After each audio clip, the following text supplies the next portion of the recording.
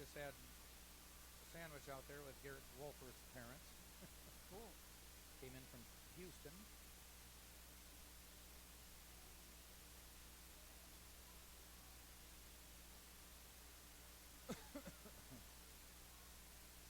Tell your parents to be listening today? They're always listening, yeah. Okay. Can you give them a shout out?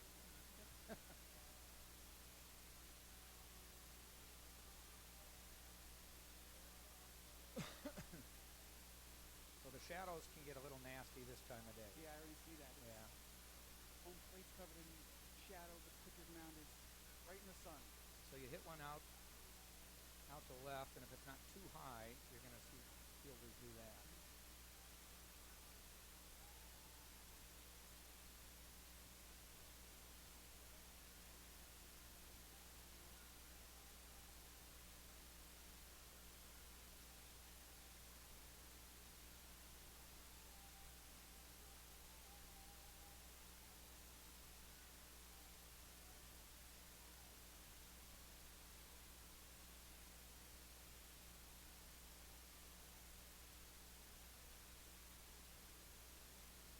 So the Badgers won in basketball, so I'm happy.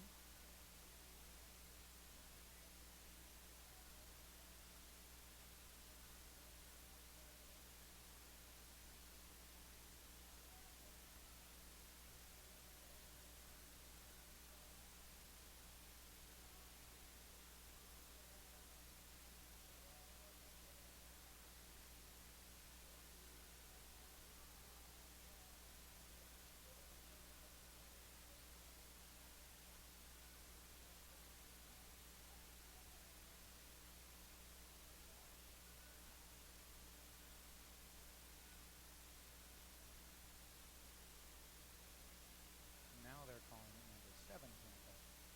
They changed their mind. So I guess it's 16 against 7. Okay.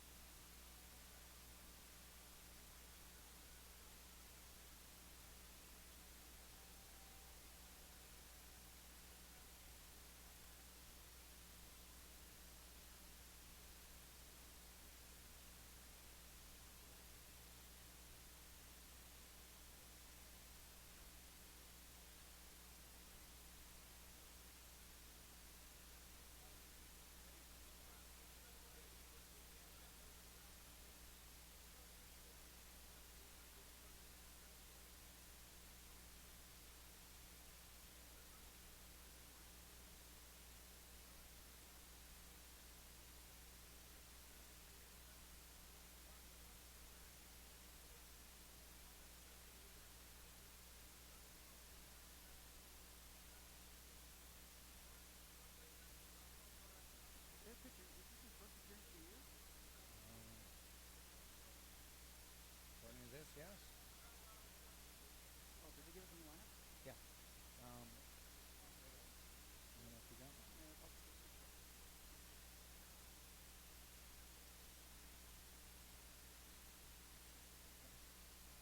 Otherwise, I'll keep it close by. You'll need it more than me.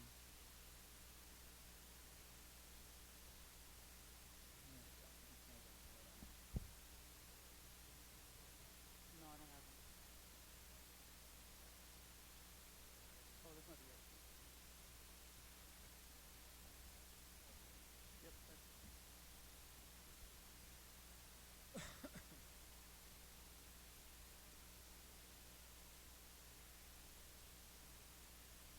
It was getting warm in here, didn't you think? yeah, it was. Even though, for a while we had a little breeze. Yeah, still a slight breeze, but it's still hot. I mean, they had the roof open today, so Yeah. I saw them looking up there. I don't know if they were shooting video up there. yeah, there was some kids up there. What's the temp? 76 in Palm Harbor. Yep. 82 tomorrow. Back to cold on Tuesday. Well, cold. Florida cold, as Yeah. we call it, yes. Because it is 25 in Madison right now. At home, it's supposed to be 8 on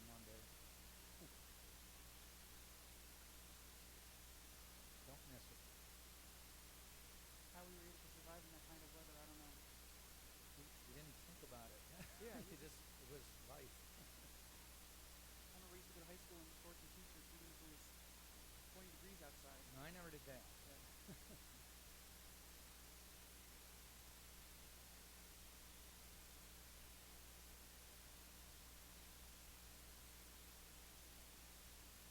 Now, they won't do a national anthem, so once you see the players take the field, Okay.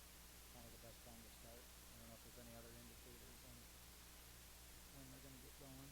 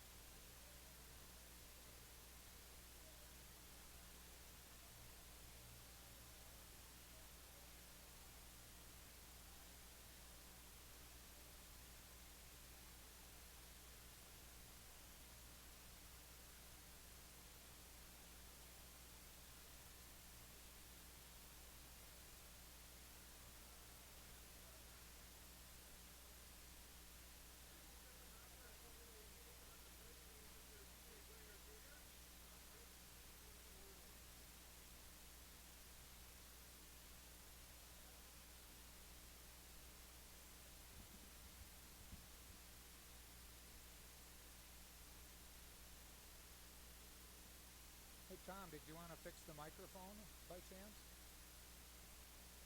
It's just sort of balancing. No, we're hearing it. I just worry it'll might pop down again.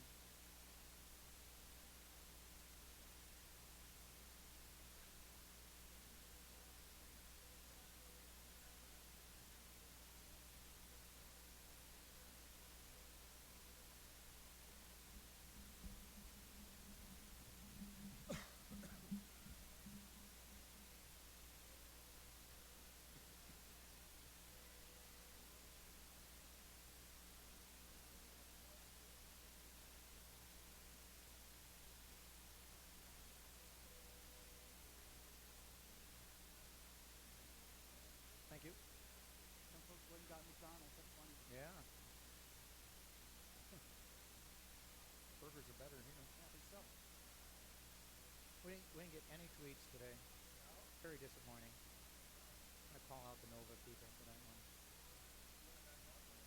Yeah. Very unsuccessful.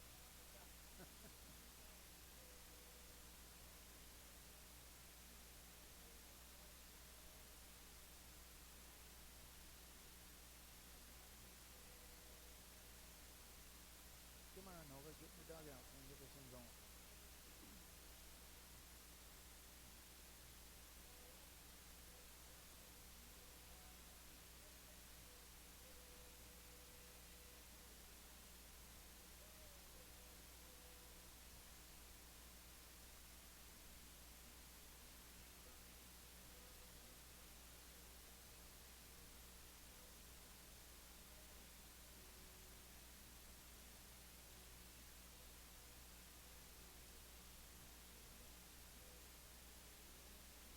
Can you hit the right switch? Yep, thank you.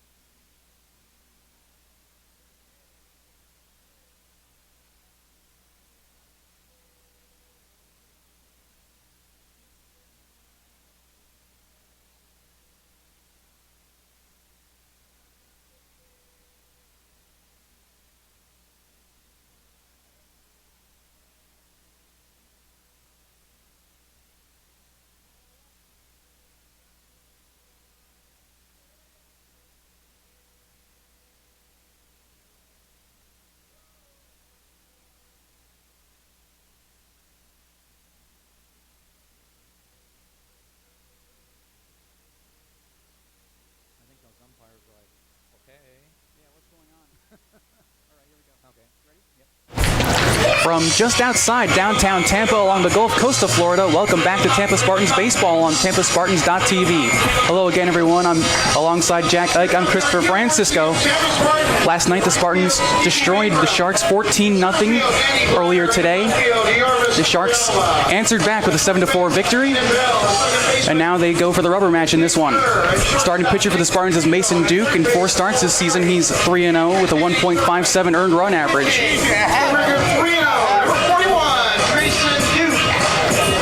The lineup for the Sharks is just about the same as it was earlier today.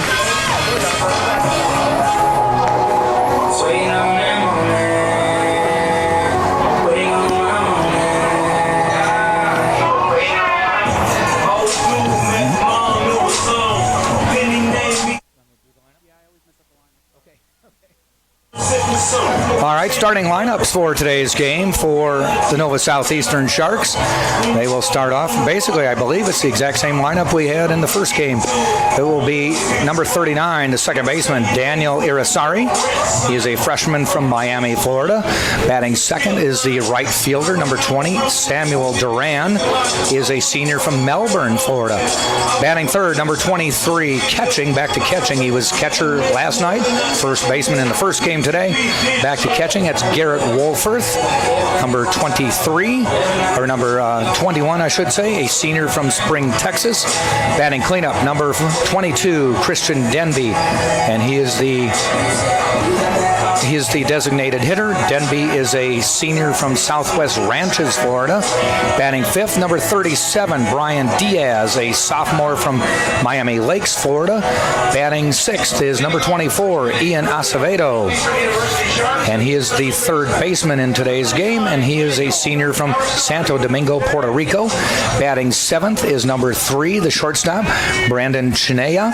He is a junior from Miami, Florida. Batting eighth is number 8, Mike Rojas, a senior from Naples, Florida. He is the first baseman. And batting ninth, number 14, the center fielder, and that is Nathan Chevalier, a sophomore from Valrico, Florida. First pitch fouled back, and they're off in Tampa. And as you mentioned, Mason Dukes with Danny Servin, the battery for the Spartans. Dukes is his fifth start, 3-0 on the year, an impressive 1.57 ERA. 23 innings pitched, 20 strikeouts, 0-1. Pitches fouled back to the screen, nothing in 2. Sharks changed their jersey, went to the all gray tops, blue pants. Yeah, those uniforms they were wearing earlier looked like they were straight out of the 1980s. Little camouflage, yeah.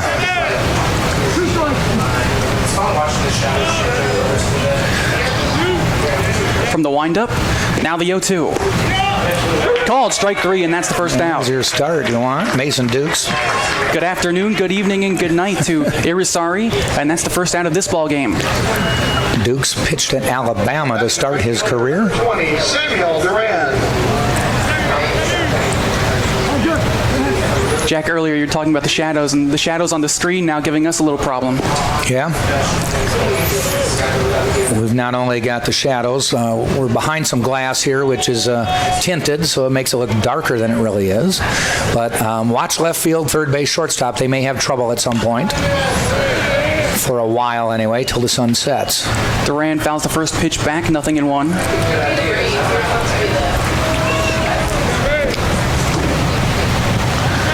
Set the Spartans for you with Danny Servin behind the plate. Keenan Bell is at first base. Nick Durr is at second, taking over for Drew Earhart.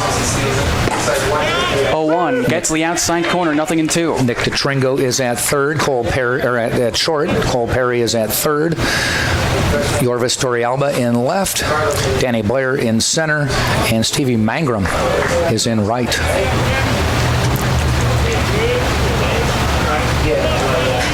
Now the 0-2. Swinging a little tapper towards the middle. That's going to scoot through for a base hit.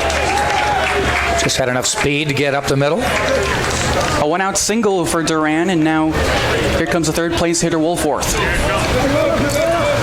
I've got to give a shout out to Mr. and Mrs. Woolforth.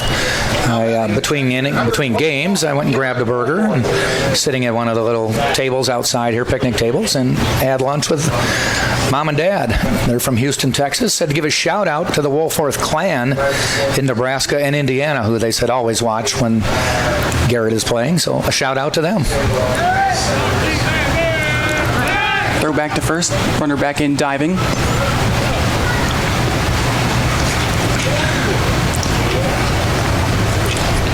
They did say they were Nebraska fans. I told them I wouldn't hold it against them. They seemed like nice people. Throw back to first, and they get him. They got him. Picked him off at first base. Nice move by Dukes there. Mason Duke with the snap throw.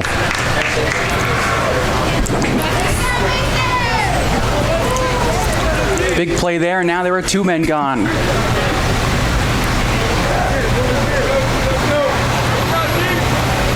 Pitch is fouled back to the screen.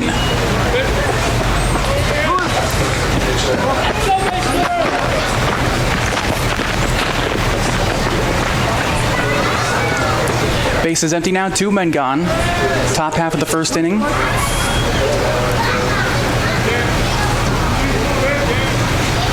Now the 0-1. Swing and a high fly ball deep to right field.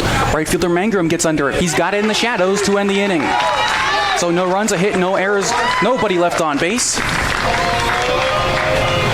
Commercials. Nova Southeastern, there were no runs, no hit, no errors, and no one left. We head to the bottom of the first inning. Nova Southeastern. So no score after the top of the first. Got some great sponsors bringing you these games this year. The Courtyard by Marriott, located at 3805 West Cypress here in Tampa. It is the official host hotel of the Spartans. So when you visit, ask for the UT rate. You'll get huge savings. Courtyard by Marriott is simply refreshing.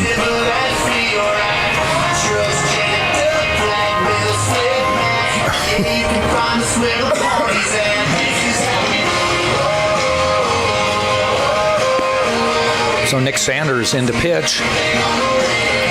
First appearance of the year. Yeah, well, surprising he got the nod for this game. Wearing the old school stirrups out there on the mound. Let me give you the starting lineup for the Tampa Spartans.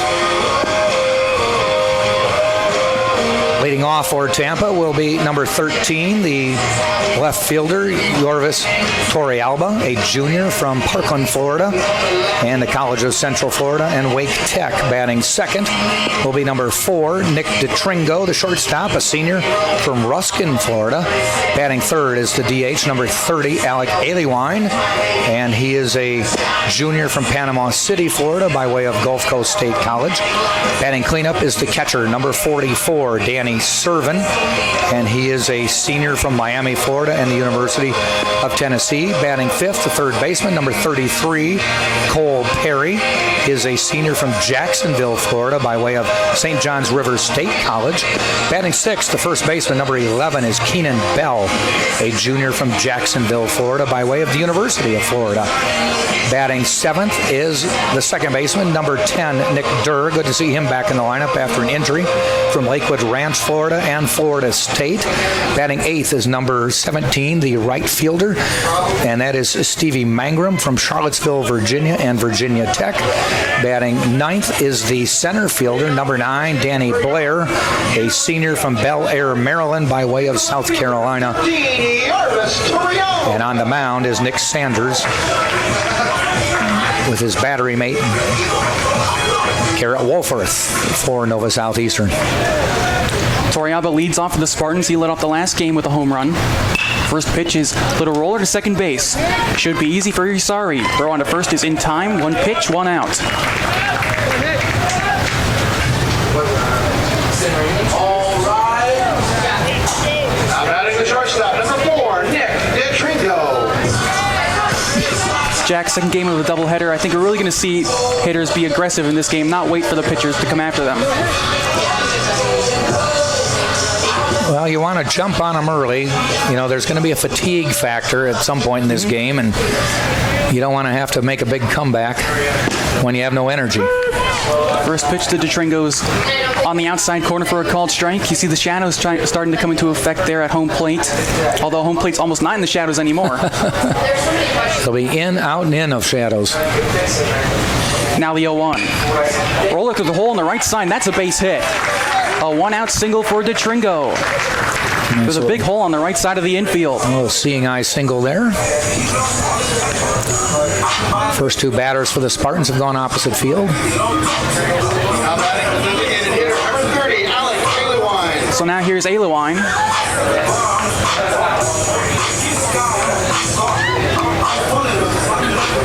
The big third place hitter, batting .321 on the season. He's DH'd the last 2 games. Big hole down the left field line. That first pitch is a called strike.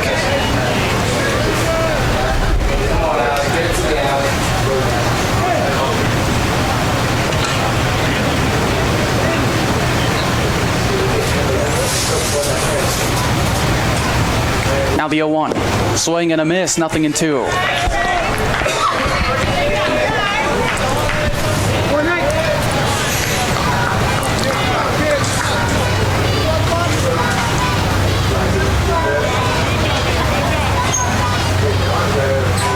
Here comes the 0-2 pitch upstairs. A ball and 2 strikes.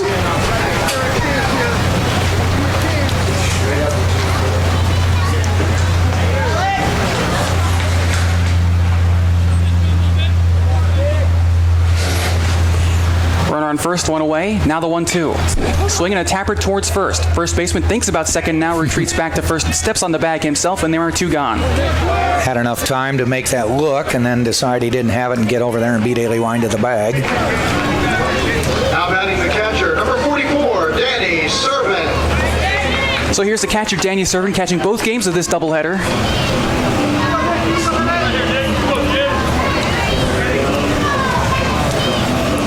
Still batting .431 with a .540 on-base percentage.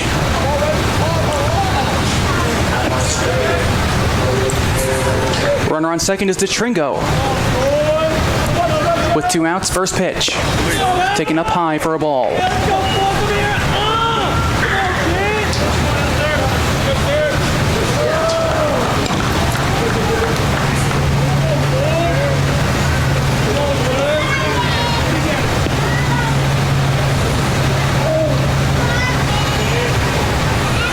Check back the runner. Second, no one's covering right now. And the 1-0. Taken off the plate. 2 balls and no strikes. Umpires for today's game, same for the first 2 in the series. They've just flip-flop positions. Jason Worley is behind the plate, and DJ Brainerd Jr. is on the field.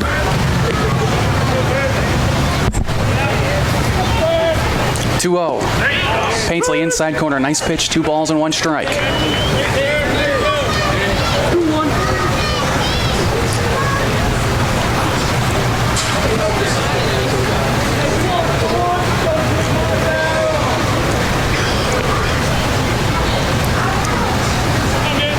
2-1. Swinging a line drive deep to right center field, chasing the center fielder back into the gap, and he makes the catch to end the inning. So no runs across, a hit, no errors, 1 runner left on base. Heading to the second inning here in Tampa, no score. You're watching Tampa Spartans baseball on tampaspartans.tv. And some more great sponsors. Pizza Hut is a proud sponsor of UT Athletics. Call Pizza Hut today locally here in Tampa at 813-251-3399. Get your pizza delivered right to your doorstep. We used to do this without the area code. Then we got people calling saying, well, I'm in Texas. I called your number and I woke some woman up. All right, we'll make sure we mention it's local. Yeah. That's the number here in Tampa. You can have your pizza delivered right here to the ballpark if you call that number. Definitely, yeah. It's a good catch out there by Chevalier. He's shown good range going left or right, playing center field this weekend. Yeah, he made a great catch last night on a ball hit into right center field towards the fence.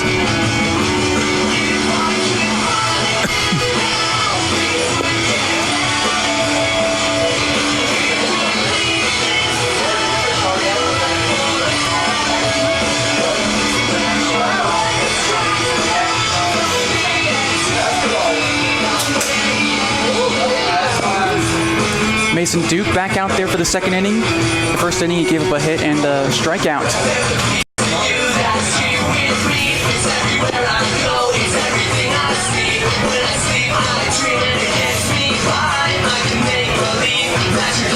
Well, he did give up the hit, but Then he picked him off, yeah. so a nice move there. In the second inning for Nova Southeastern, the batter is the designated hitter, number 22, Christian Debbie. The DH Christian Demby leads off. And here comes the first pitch of the second inning. Taken downstairs for a ball.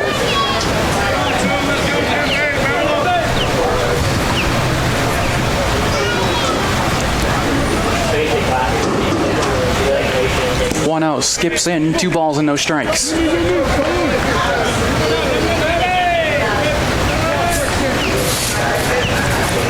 Demby, .356 batting average on the year. And a .434 on base percentage. Now the 2-0. Swinging that one skied in the air. Shallow center field. Center fielder calls. That's Blair who makes the catch, and that's the first out. Kind of a difficult play there. Blair not in the shadows, but then had to go towards the shadow. Yeah. Now batting the left fielder, number 37, Brian Diaz.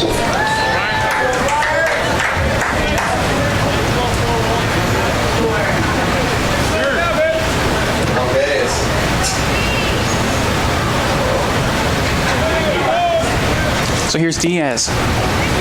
First pitch is a called strike.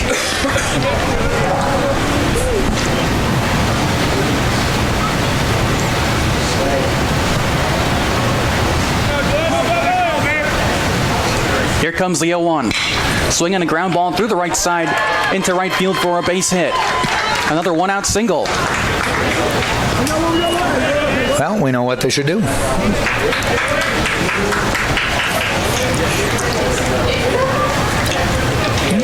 The batter is the third baseman, number 24, Ian Acevedo. Now the third baseman, Acevedo, gets a sign from the coach at third base.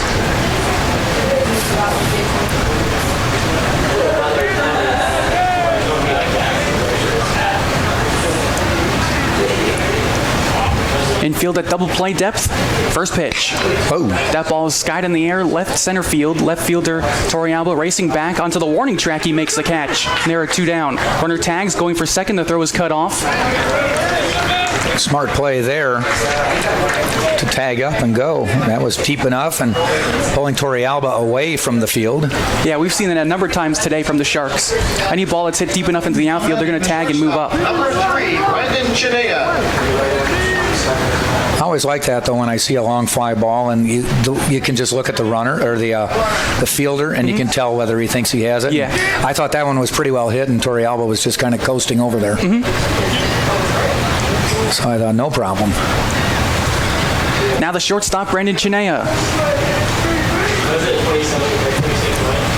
Still wearing that neon green arm sleeve. First pitch. Looped in the air, shallow center field. That ball's falling fast. That ball will be caught by the center fielder Blair to end the inning. Good play there on the run by the center fielder Blair. No runs, a hit, no errors. 1 runner left on base. Middle of the second inning here in Tampa, still no score. You know, those are tough plays because when it's hit straight at you, you have to decide is your first step forward or back. And if you make the wrong move, you're not going to get to it. And he made the right move and came forward because it kind of freezes you for a second. But nice job by Danny Blair to make the catch. And by the way, we had Pizza Hut last inning. And what do you have to do if you get a pizza? You got to have a drink. So if you're thirsty, grab a Pepsi. Pepsi.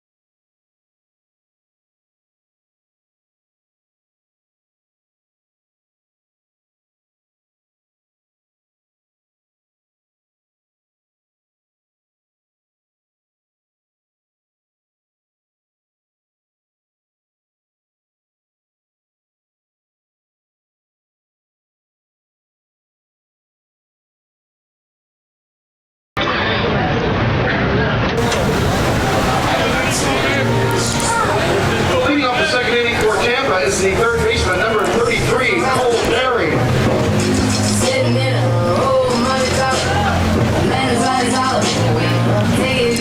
The third baseman, Cole Perry, leads off for the Spartans in the home half of the second inning.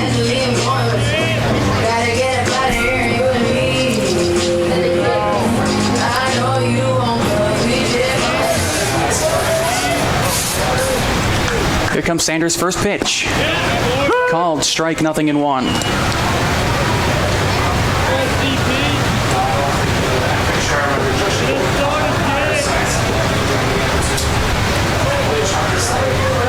Oh, 1. Outside ball 2.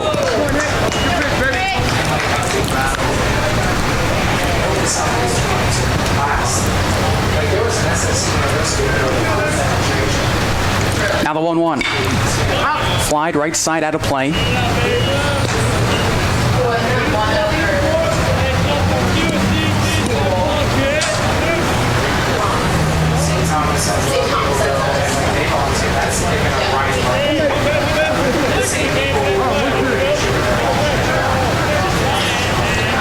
Now the 1-2. Swinging a liner, right field. Duran in the shadows, he's got it. That's the first out. Had him well played there. Didn't have to move too much there. No. Now batting first baseman, number 11, Keenan Bell. In Little League, those are the plays I always got the most nervous about, the ones where I didn't have to move because it was Right. right at me. It's like, you definitely should catch this ball. Yes. I did most of the time, but some other kids didn't. Here's Bell. Bell lines one, center field, falling fast, and it does for a base hit.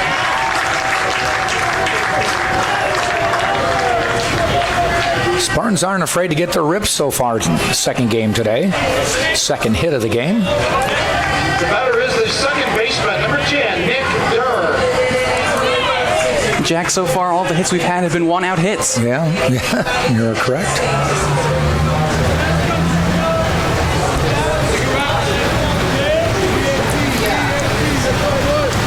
So here's Durr.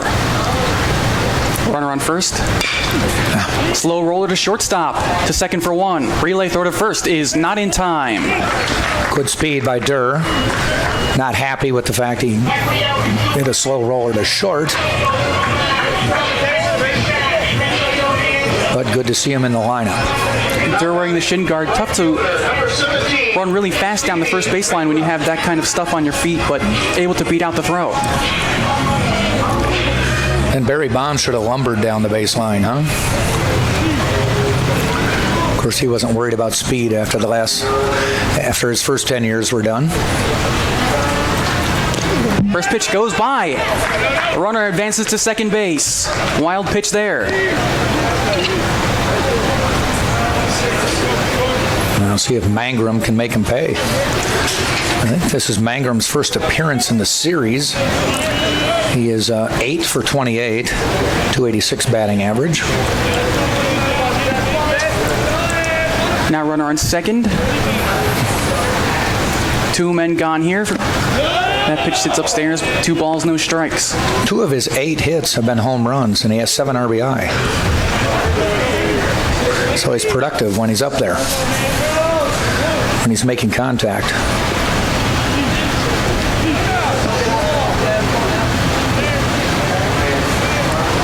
(2-0). Outside ball 3.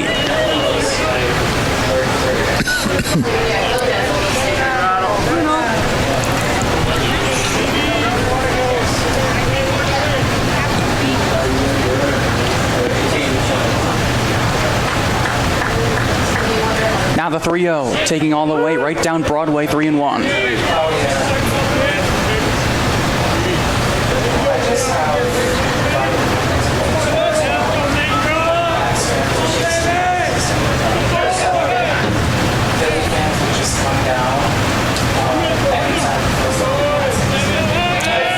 Checks back the runner at second, no one covering anyway.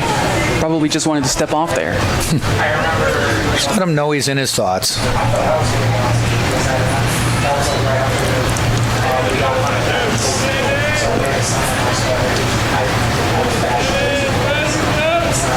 Here comes a 3-1. Fouled off to the right side, out of play, and that runs the count full.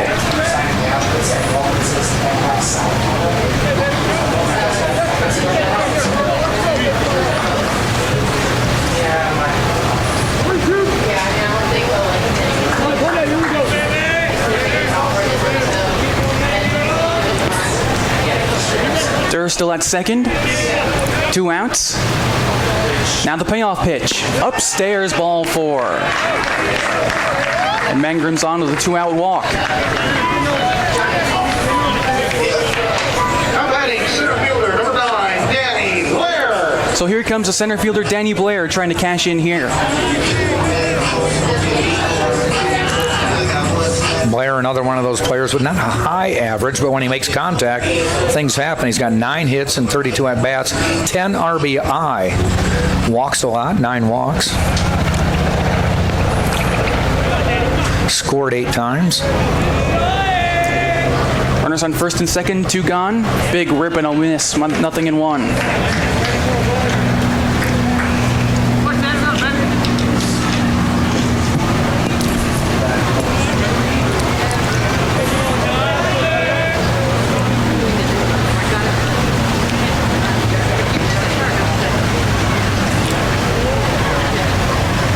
Now the 0-1. Inside. Actually skips into the catcher. Good block by Wolforth. Kept the ball in front of him. Now 1 ball, 1 strike.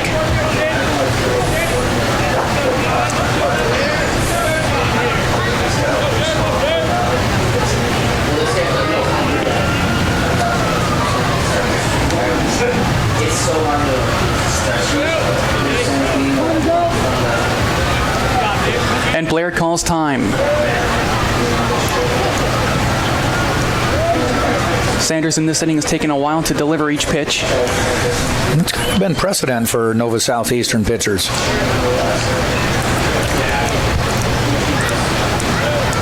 Now the 1-1. Swinging, it's popped up. Shallow left center field. Who's going to get it? Center fielder calls. Chalier makes the catch. To end the inning. So no runs, a hit, and no errors, 2 runners left on base. That's the end of 2 innings here in Tampa, still no score. You're watching Tampa Spartans baseball on TampaSpartans.tv. So we continue to cruise along. Did you know that our team has its own official orthopedic physicians? You say, no, I didn't, Jack. Well, let's give a big shout out to Dr. Seth Gasser and the Florida Orthopedic Institute. They have a sports medicine team that keeps our players safe, and they provide athletic training services and medical care to UT student athletes.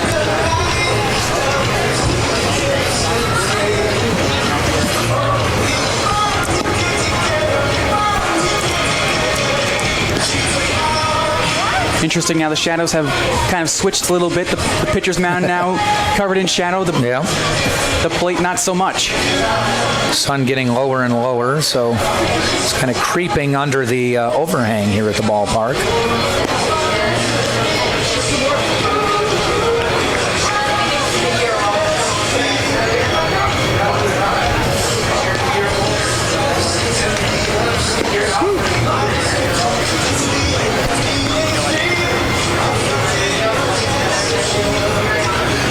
I think I mentioned it yesterday. What you'll find later in the season about this time of day is sometimes when they even just throw the ball back to the pitcher in warm-ups, the pitcher will just duck his head because the sun is directly in his eyes.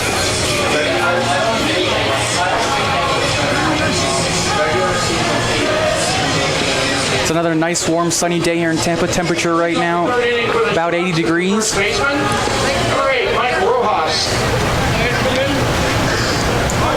The first baseman, Rojas, leads things off in the third.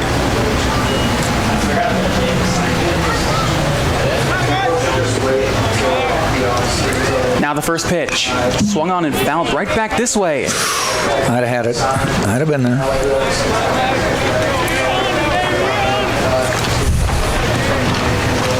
I came out here 2 weeks ago, Saturday of the LIU Post Series, and got out here early and shagged fly balls with the team. Cool. Just wanted to prove. Bouncer towards third. Nice play by the third baseman to get the hop. Throwing to first in time, and that's the first out. Cole Perry with a scoop, then kind of looked down and said, I do have it. Yeah. And now I'll throw it. Again, another one of those in-between hops. Yeah. Should you get it before it makes that hop or not? He waited back on it and made the nice scoop.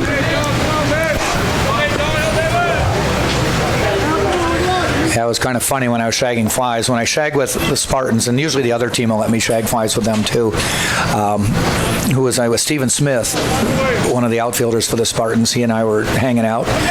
Anything that was hit out there, he went and got, because he's an outfielder and he wanted to practice. So then with LIU Post, I was shagging with this one guy, and anything that was hit out there, he goes, you got it.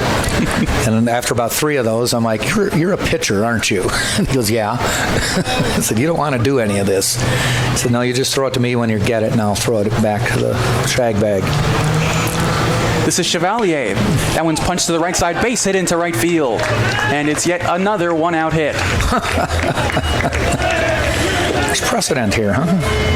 At least they're consistent. Yeah. Someone's going to have to break that, though. And they've all been one-out singles, right? That's right. Daniel Arisari. Lineup switches back to the top for Irisari. Caught looking his first time up to start the ball game.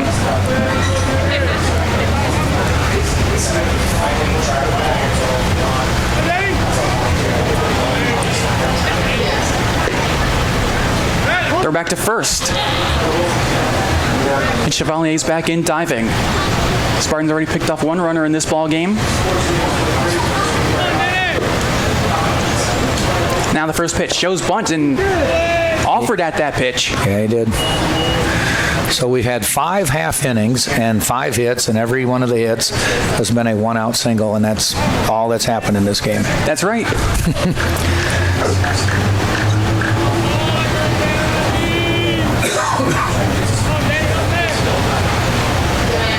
Infield at double play depth, 0-1. Swinging a high fly ball to center field.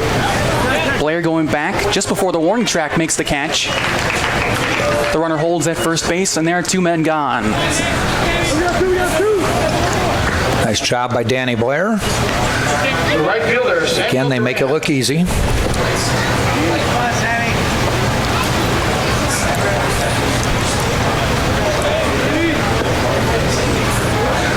already a pitcher in the Nova Southeastern bullpen getting some throws in. Whether they're anticipating making a change or just somebody wanting to throw, don't know. Here's Duran, singled his first time up. Sanders has done well in 2 innings, but we did acknowledge it was his first appearance of the year, not just his first start. So maybe a limited pitch count. Maybe we'll see the use of bullpenning in this game by the Sharks. Sure.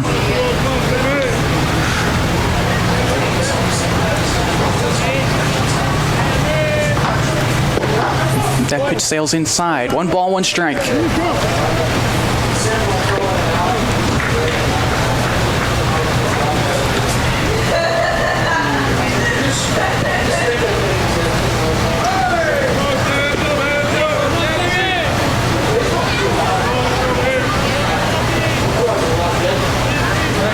We're back to first. And Chevalier's back in standing.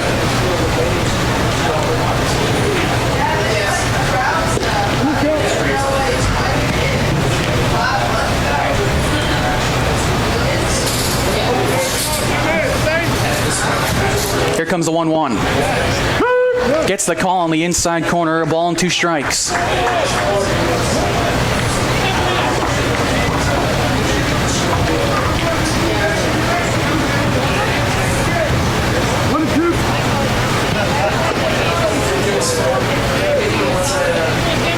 One ball, 2 strikes, 2 outs. Runner on first is Chevalier. Fouled off.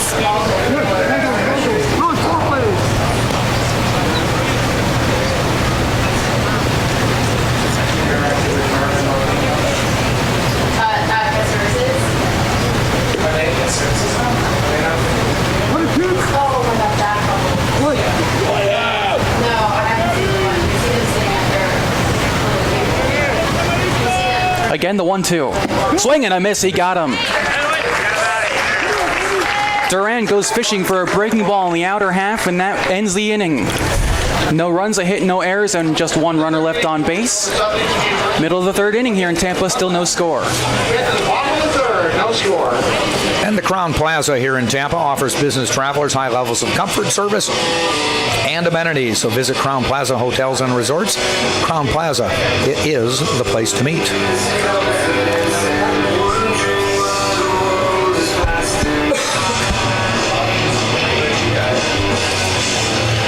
Spartans with a midweek game this week with Seton Hill coming up on Tuesday. It's a 3 o'clock game here.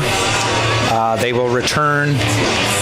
They will return to action next weekend, but it's a non-conference game on the road at Albany State. 3-game series. And a couple other games coming up. They've got Bridgeport and Bentley. They do not return back to conference play until Friday, March 15th and 16th when they are at St. Leo. So they'll step away after this weekend for 6 non-conference games. I always like the game against Bentley, the March 13th game. Bentley is a team in Massachusetts up near Boston. It's a wood bat league. Okay. And the Spartans always agree to play wood bats. Cool. New pitcher for Nova Southeastern. So they did make a change. Brian Maya out there now, number 27. The redshirt junior from Miami, Florida.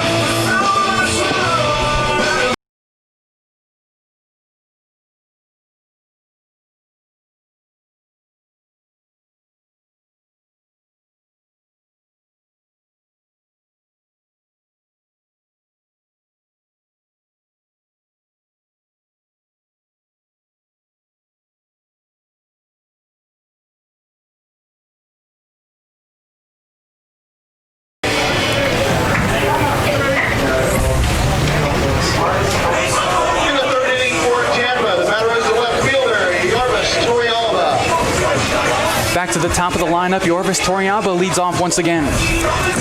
This is Maya's 4th appearance of the year. He's 0-1 so far in the season. Just 3 1/3 innings pitched, given up 6 hits, 4 runs, all of them earned, walked 1, struck out 2, and has a .37, or that's not his ERA. His ERA is 10.8. right. His first pitch is taken inside for ball 1.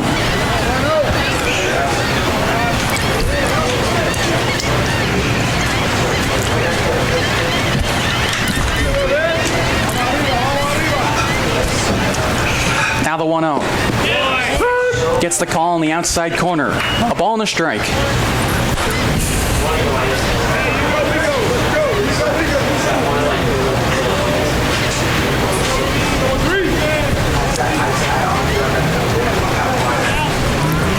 Here comes the 1-1 pitch. Outside ball 2.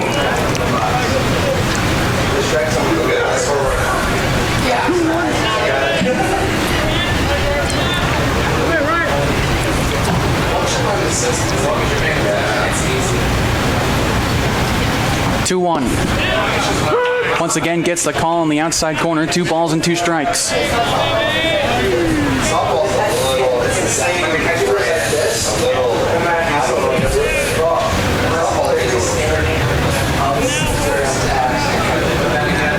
Now the 2-2. That time doesn't get the call, and it's 3-2. That was close. That pitch maybe just an inch to the right more than the last couple pitches that were called there. Yeah.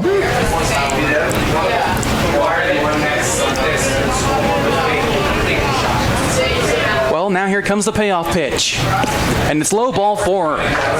Torrealba's on with a leadoff walk in the 3rd. So according to precedent, this will be a base hit.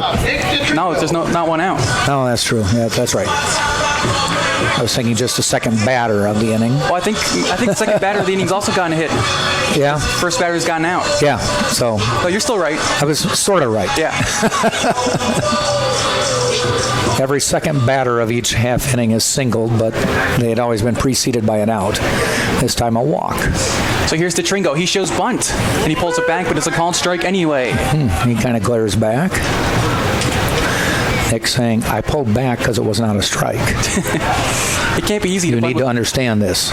It can't be easy to bunt with those shadows out there. No.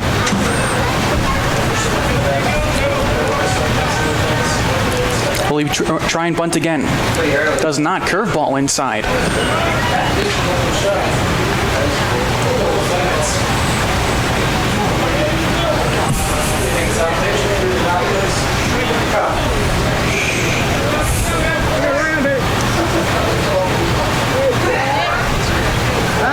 Third to first. Torrealba back in, diving.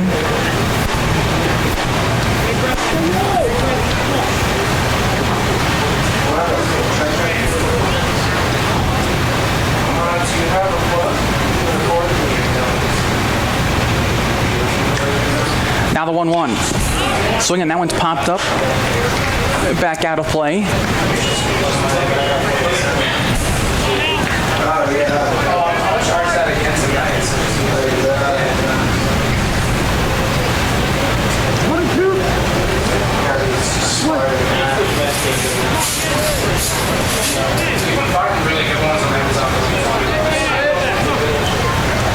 Now the 1-2. There goes the runner. The pitch is popped up. Left side of the diamond. Pitcher calls. Now the third baseman calls. He makes the catch, and that's the first out. Maybe trying a little hit and run there. Didn't work out. Yeah. Well, for a while, there were some clouds in the sky, but it was mostly sunny. Now there is nary a cloud to be seen.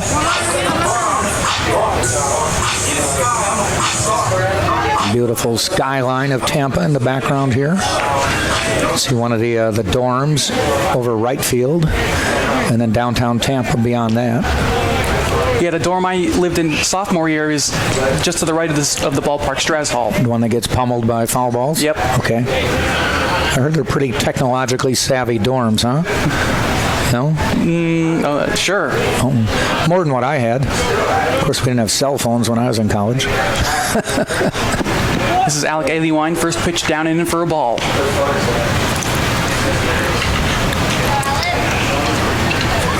The dorm I stayed in freshman year, McKay Hall, that had just been redone, and that was a very top-of-the-line dorm. Okay.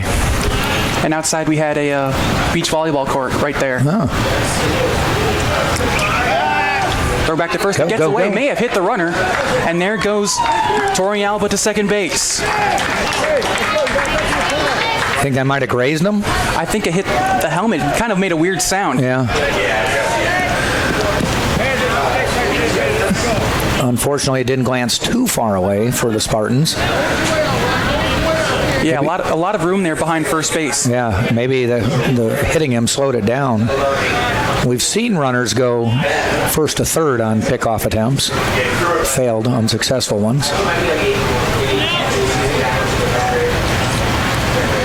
Now a runner in scoring position, only one away. And that pitch is taken perhaps a bit low. Haley Wine, he homered last night, but it's been a little quieter since then.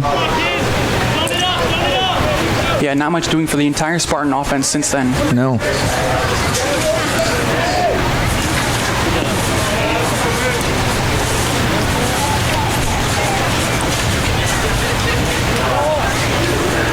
Now the 2-0.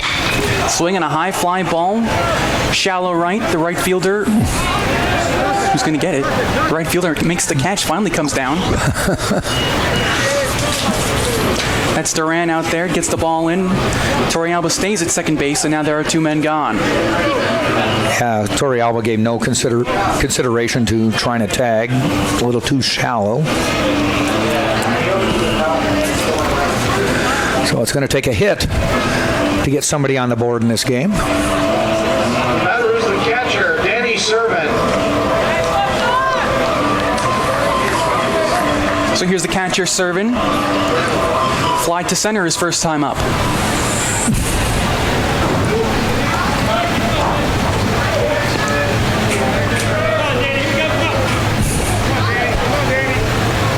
Torrealba still at second. First pitch. Hit hard, but right at the second baseman, Irisari to end the inning. So we're still scoreless after 3. You're watching Tampa Spartans baseball on tampaspartans.tv.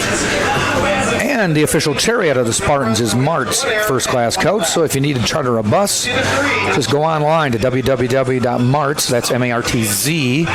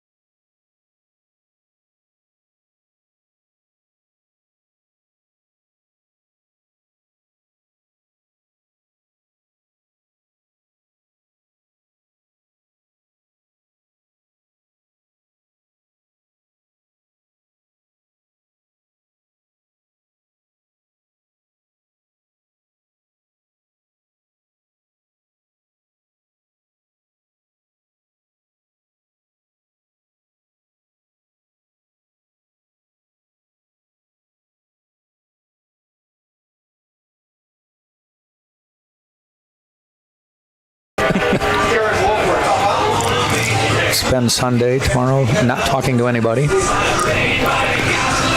But you've kind of left it in my lap to get something going here. Yeah, no runs across so far. Not much going on offensively at all. No, Garrett Wolforth to the plate, as I mentioned. I had lunch with his parents between games. Nice people. Shout out to the Wolforths in Nebraska and Indiana.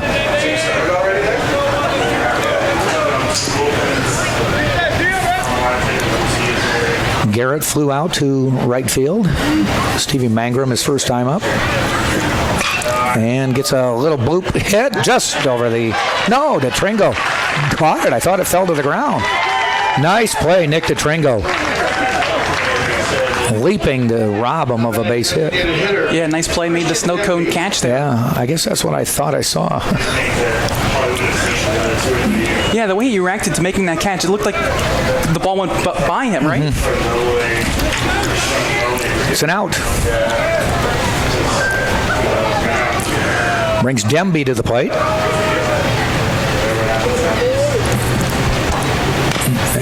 Fouls that one off.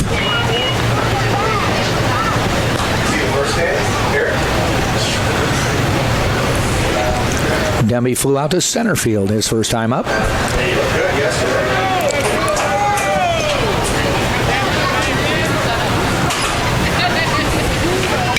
Pops it up sky high.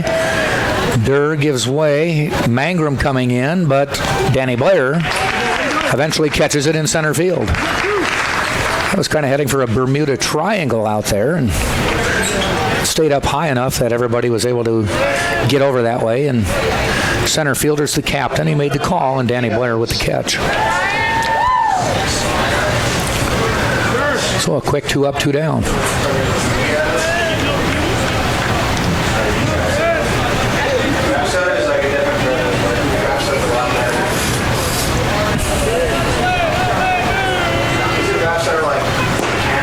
Diaz at the plate now. Brian Diaz with a base hit. Got to second base his first time up back in the second.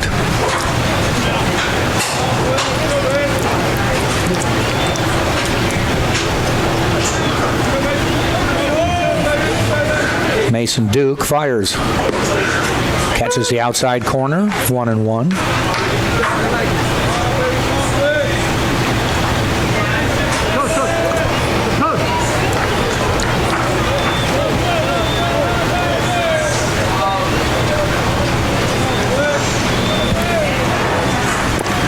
Ball hops away a little bit inside.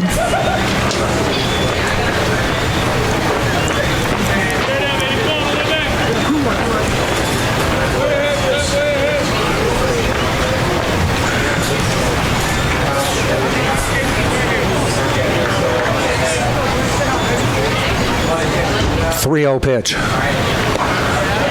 Catches the corner. Flirting with the outside corner.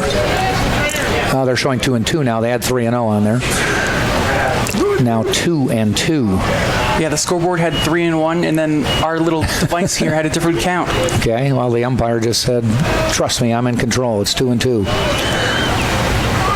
It is now 3-2.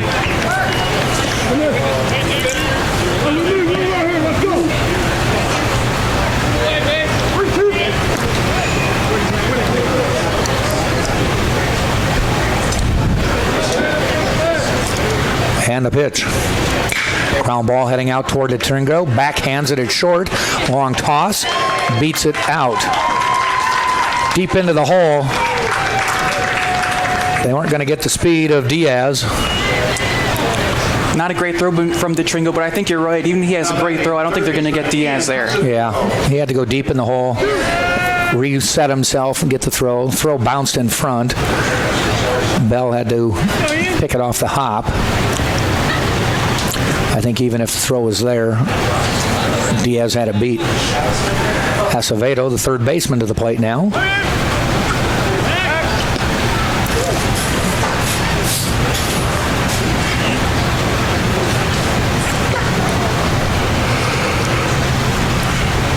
Fourth hit of the day for Nova Southeastern. Fourth hit of this game, I should say.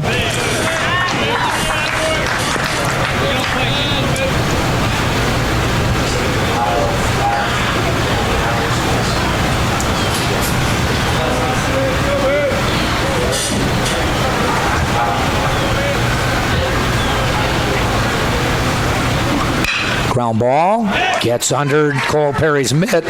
Back-to-back base hits. Back-to-back 2 out base hits. Runner anyway in scoring position. And it will bring up Rojas to the plate. The batter is the shortstop, Brandon Chinea. Take that back. It's Chinea to the plate.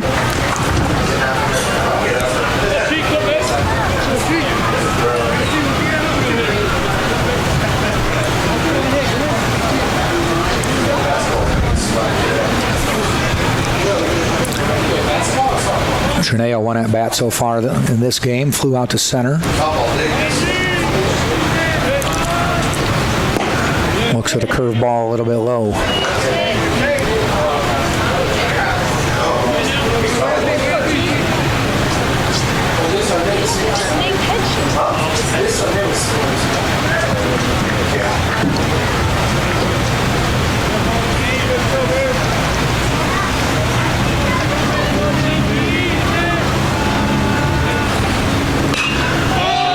pop up. Durr calling for it. Now Keenan Bell waits at first, makes the catch.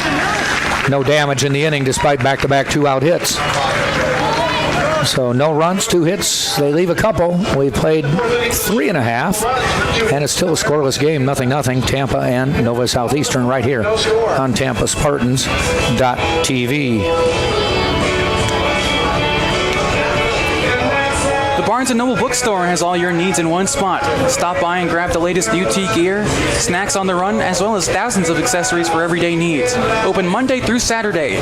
Located on the first floor of the Vaughn Center, or shop online at www.utampa.bncollege.com.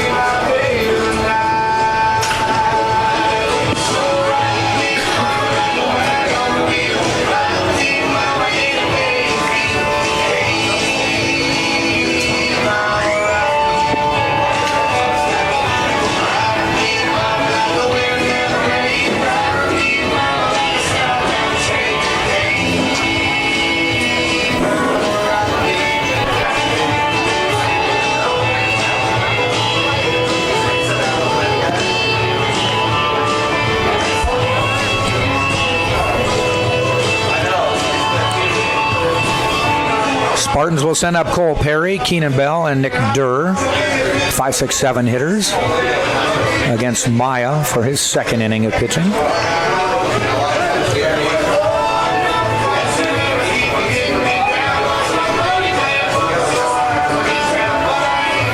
Maya came in relief of Sanders, who pitched the first 2 innings. I think they just wanted to kind of get a look at Sanders, or pitching by committee here, because Sanders was pretty much unblemished with a walk. Nobody scored.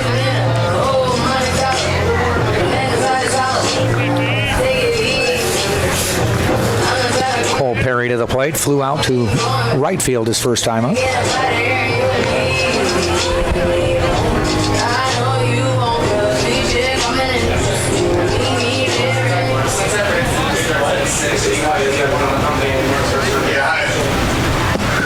And he looks at an off-speed pitch, breaks in there for a strike.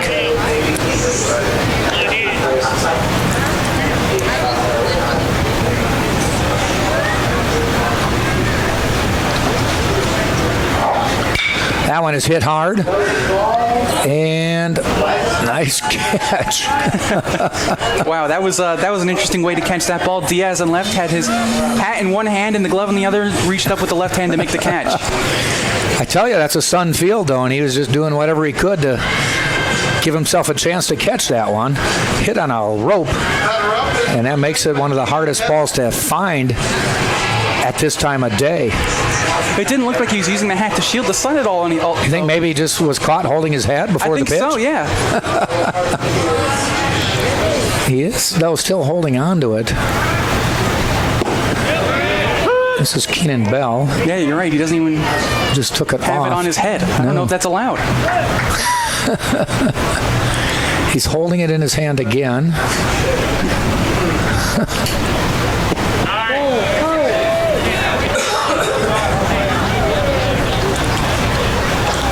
That's interesting. I've never seen that before. No, he's, again, still holding his hat.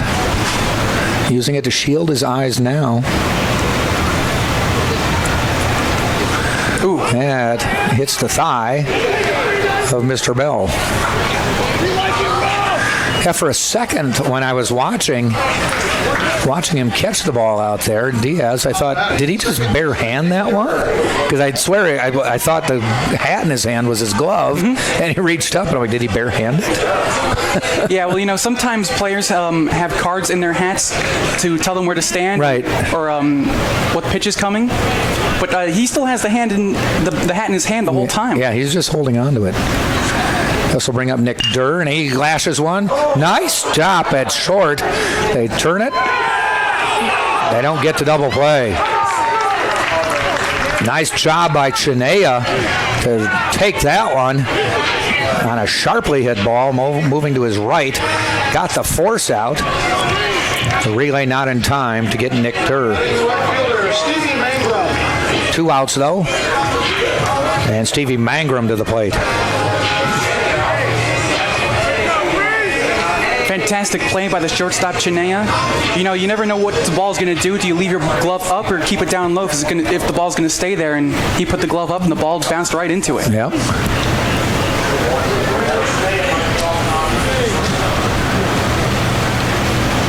Mangrum swings at one. That is tailing outside.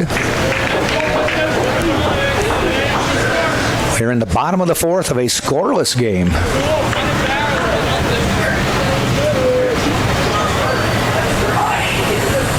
Runner goes.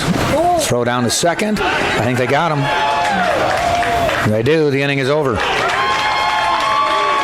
Durr tried to get the base. Good throw from Wolforth. Tag applied. Out is made. Inning is over. So we have played 4 full now, and it is still a scoreless game between Nova Southeastern and the Tampa Spartans right here on TampaSpartans.tv. Connecting via Skybridge to the Tampa Convention Center, Embassy Suites offers a convenient location close to dining and entertainment in downtown Tampa. Located just a few blocks from campus, come stay in luxury at 513 South Florida Avenue, Tampa.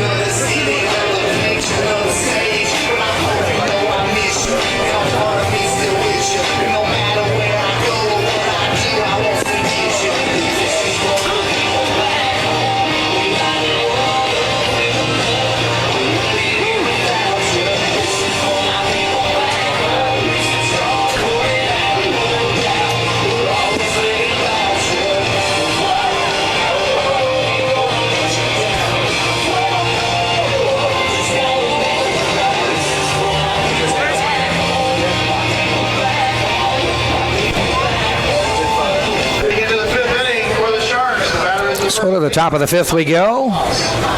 Or it'll be Rojas, Chevalier, and then the top of the order, Irisari against Mason Duke. Mason in 4 innings, giving up 5 hits, struck out 2, walked nobody in just 40 pitches. First pitch is a called strike.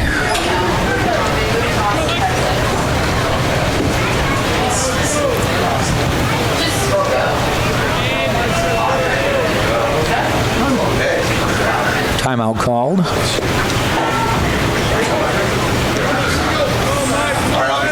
Fairly deep in left field for Rojas. Foul back. 0-2 count now. It's funny, even though there's a screen there and everyone can see the screen, fans down there still jumping. You always duck. Yeah, yep, that's just human reaction.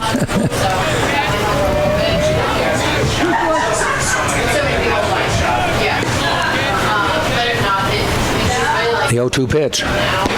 Outside.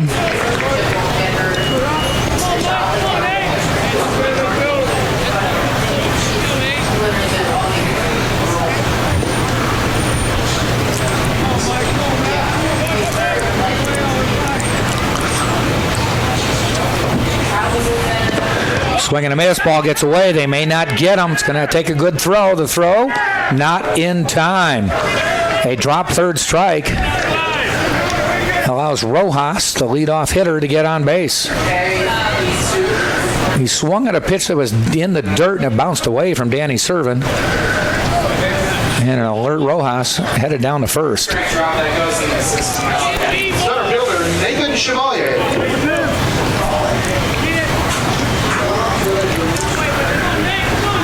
Chevalier to the plate.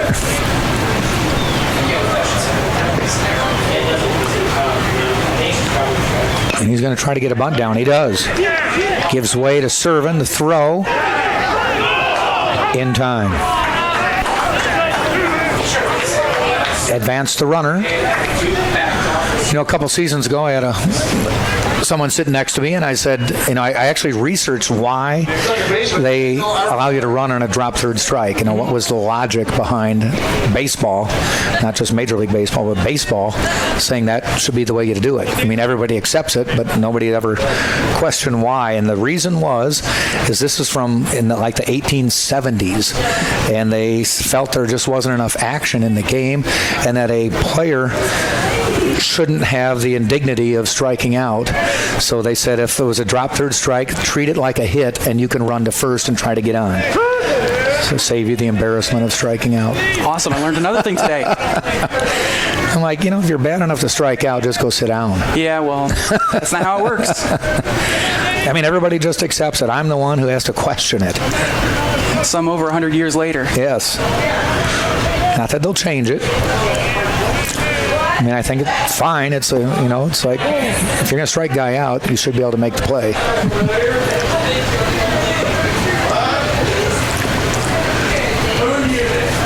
This is Irisari to the plate now. Runner in scoring position with just one out. Fouled off.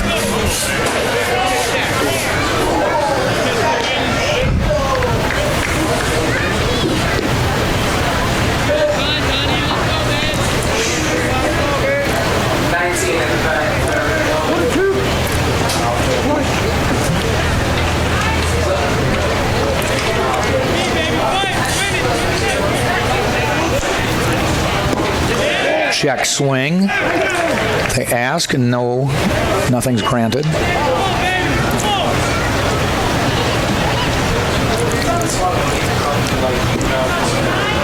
Pretty much shadows on the whole left side of the field now, and all of right field is shaded. Center field, about the only thing left. A little bit of shortstop there, you can see. Hit out into left field. Torrealba shades his eyes, sees a bounce in front of him. They're going to send the runner home. Here's the throw to the plate, and he's going to make it. 1-0, Nova Southeastern. Greg Brown did not hesitate to send his base runner Rojas to the plate. Nova Southeastern strikes first. Now batting right fielder Samuel Duran.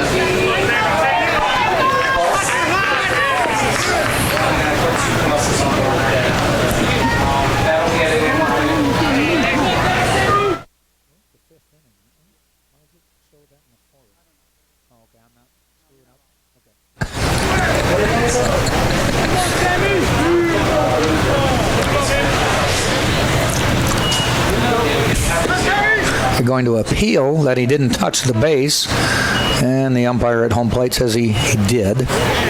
So the run does count. Of course, no video review here. True. Wouldn't want him to come up here and look at that little 2-inch screen. Yeah, and I don't think we could pull up the replay anyway. No one pressed the replay button there, so we can record. It's being recorded somewhere. Eventually be saved, yeah. Yeah, they'd have to wait till tomorrow. Yeah. So they're not going to change the game tomorrow. No. That would be funny, though. I always love it when they do call a guy out for either missing a base or leaving early because of the argument that will ensue no matter what. Yeah. Sometimes now you have to be very careful rounding the bases on home runs because they can go back and replay that. Yeah.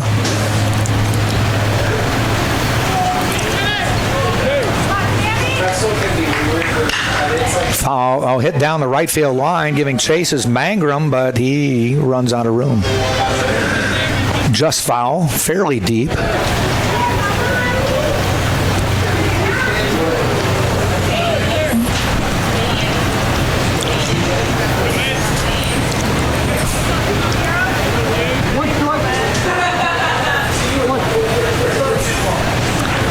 So 1 strike count. Duran at the plate. 1 run in here in the 5th. And another runner in scoring position. There's a call, strike 2. So for the second game in a row, the Spartans will have to try to fight back to get the victory. They fell 7-4 in the first game today.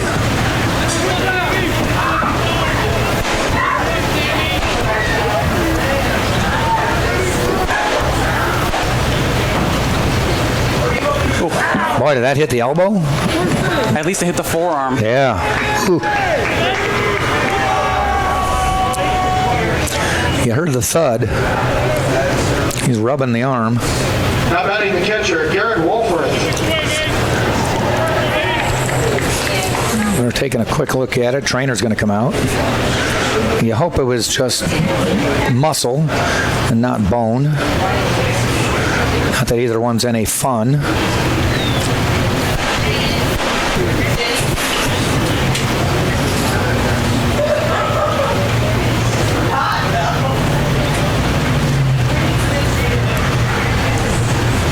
Yeah, sometimes hitters will break bones on those kinds of pitches. Yeah. Seems to be okay right now.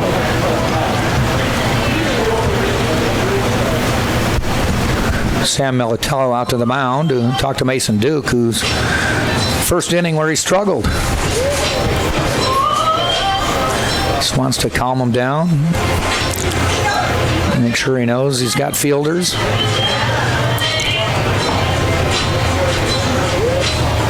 No action in the Spartan bullpen, though there is somebody warming up down in the Nova bullpen. So it's Irisari on second, Duran on first, Wolforth at the plate, and one out.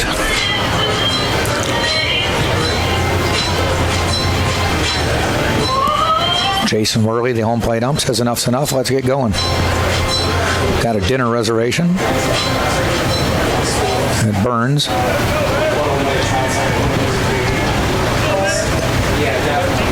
I've still yet to eat there. I haven't either. I don't know how we've missed it. I guess I don't have $500 sitting in my wallet. Yeah. For two. I've heard it's indescribably delicious. That one is hit out into right field. Coming in is Mangrum, and it bounces in front of him. Runners have to move up, and they do. Bases are going to be loaded. Everybody had to freeze in case he caught the ball, but it fell right in front of Mangrum. I don't know if he got a slow start or it was just that shallow. We're kind of in a no man's land here, looking out there with the shadows as well. Yeah, it looked like off the bat he was in between on that ball. Mm-hmm. Didn't really know if it was going to come back enough for him to not have to sprint in and get it. It did fall in, and as soon as it fell, runners at first and second had to head for second and third, and they both made it. Did try to throw out, get the force out at second, but Duran made it. So now it's Demby with the bases loaded. Strike call. Demby, 5 home runs this year.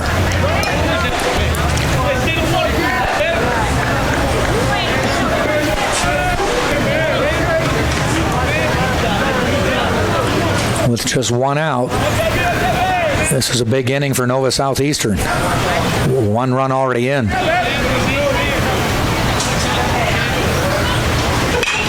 Hit foul. May not be able to see it at home, but the base umpire right behind the pitcher's mound and the runner Duran at second base, both shielding their eyes when it's just about time to pitch. They're about the last remnants of sunlight coming through. There's Duran holding his hands up. And they both do, and shortstop as well.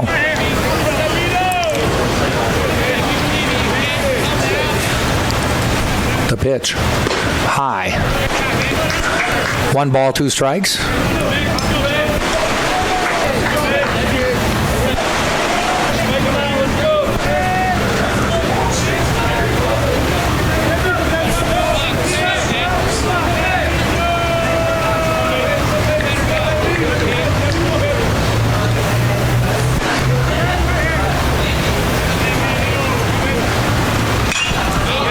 Hit foul again. Stays 1 and 2.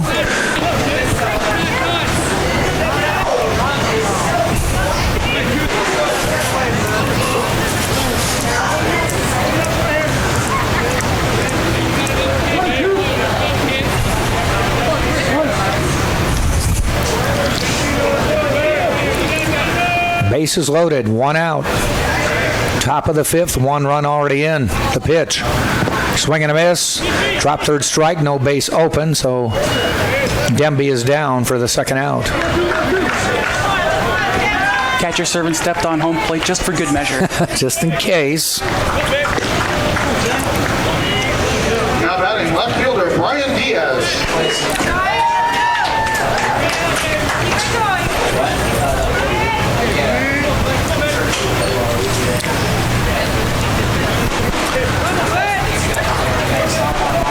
So to the plate comes Brian Diaz.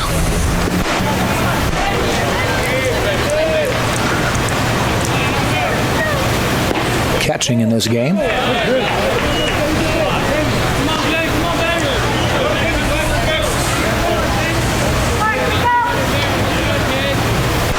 Take that back. Left fielder in this game. I don't know why I said catcher. Wolforth is catching.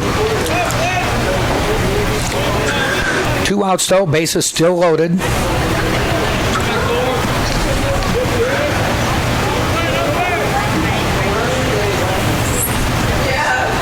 Swing and a miss. Came with some heat there. Mason Duke trying to get out of this inning with just 1 run scoring. That would be huge for the Spartans. Escape here, bases loaded. There was only 1 out before.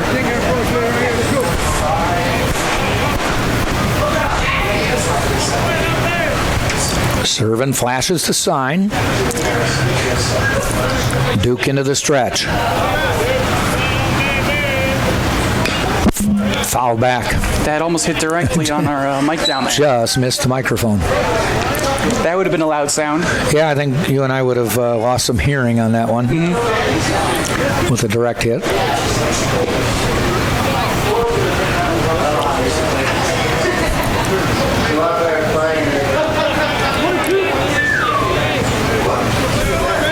So we'll do the 1-2 again.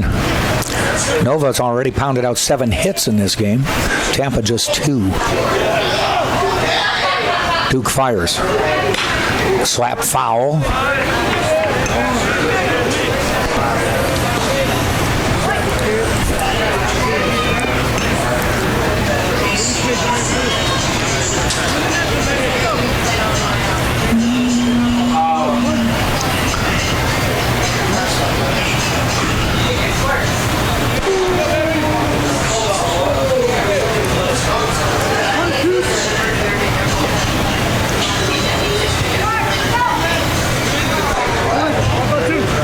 Duke a little more deliberate this time around. Steps off, now steps back on. Diaz swings the bat, cocks it now and waits.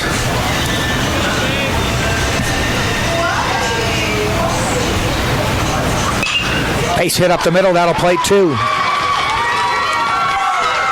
Irisari scores, Duran scores, 3-0 Nova Southeastern on the base hit by Diaz.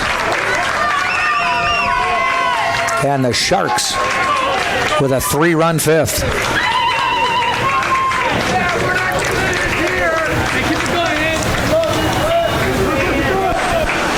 Couple pitchers head down to the Spartan bullpen now. Third baseman Ian Acevedo.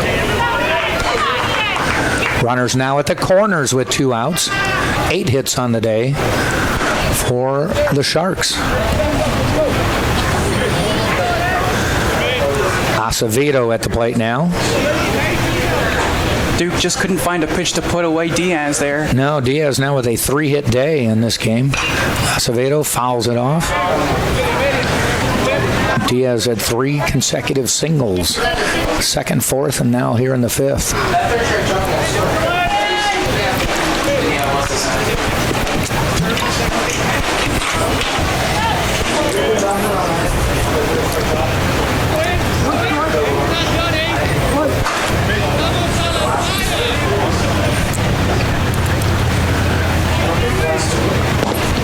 Little change of speed pitch there. Acevedo could only watch that one. Call strike.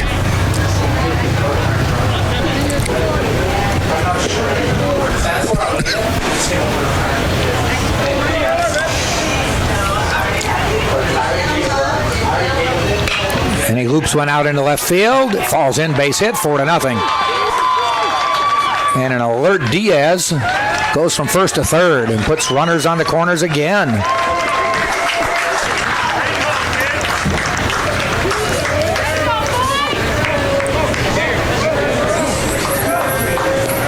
So a little more urgency down in the bullpen for the Spartans.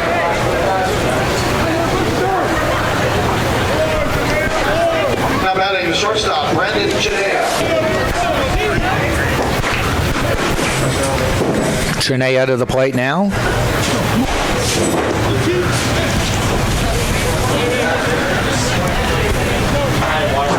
A 4-run fifth inning. Let's put the Sharks on top of what was a pitcher's duel. And there's a sky-high pop-up. Danny Blair coming in center field. Makes the catch to end the inning, but some damage by the Sharks as they put up four runs on 4 hits. There was an error by Tampa. And at the end of 4.5, we're halfway through this game. It is Nova Southeastern 4, the Tampa Spartans nothing, with Mangrum, Blair, and Torrealba coming to bat right here on TampaSpartans.tv. 4 hits. There was 1 error and 2 left. We headed to the bottom of the 5th inning. At Jimmy John's, they're freaks about fresh bread, meats, and veggies because that means better sandwiches for all. Freaky fresh, freaky fast, Jimmy John's, freak yeah.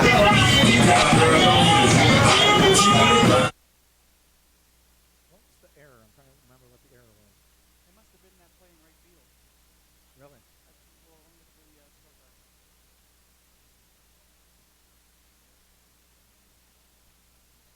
We can't give guy an error just because he didn't come in. No, that's not it. I don't remember anything.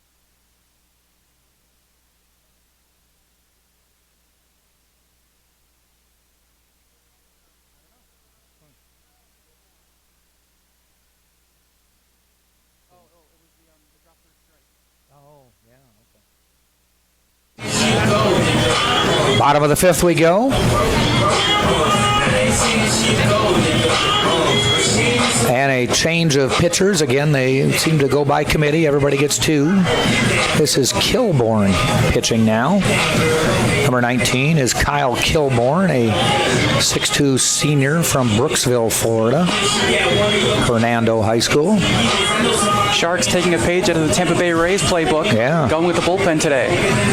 Kilborn, this is his 3rd appearance of the year, 6 2/3 innings pitched, has given up 9 hits, just 1 run, it's 1 earned, struck out 1, walked 2, has an ERA of 1.35.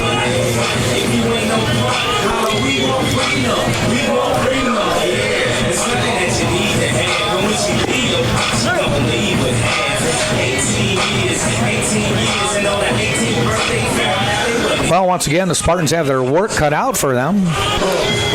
They were down 5-1 and 7-3 in the first game and were not able to rally. They cut it to 5-3, then went down 7-3, cut it to 7-4, and that's the way that game ended. Last night, a whole different story, a 14-0 Spartan whooping with 16 hits and only 1 hit for Nova Southeastern. They have certainly flipped the page on that one.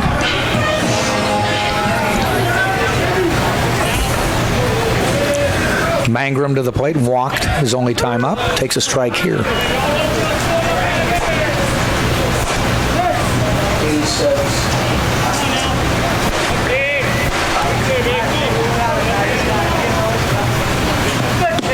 A little bit inside.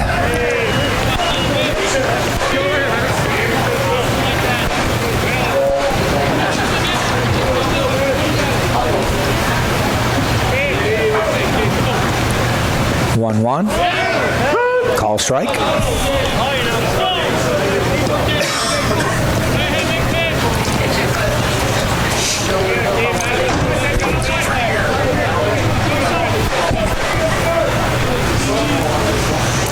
Slapped out toward first base. Fielded by Rojas, and he steps on the bag for the out. Hey, how come we don't get any bingo cards? We didn't ask. No, I guess so. We didn't make fools of ourselves and demand them.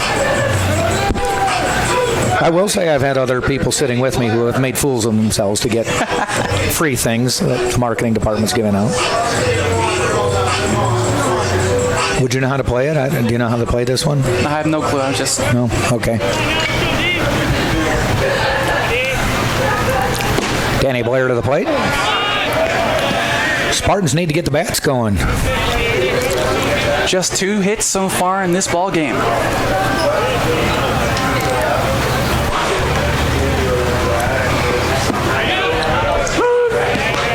Strike 2. All right, take that back. 1-1. Taking a lot back today. It's been one of those doubleheaders. That one gets by. Nobody on, so it's neither a pass ball nor a wild pitch. Doesn't look like anyone's going to get that baseball. No. All right. Torrealba says, all right, I'll do it. It's like technically it was on the Nova Southeastern side, but I'll come get it. Blair, big swing, big miss.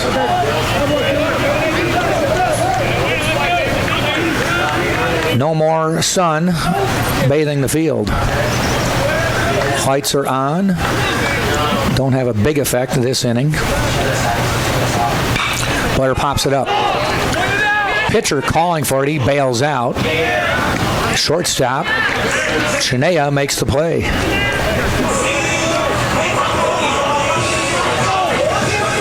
You don't want your pitcher making that play.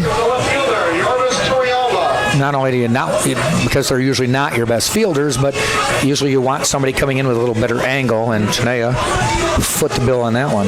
Yeah, once in a while you'll see the pitcher make that play, but you're right, it really shouldn't be made by the pitcher.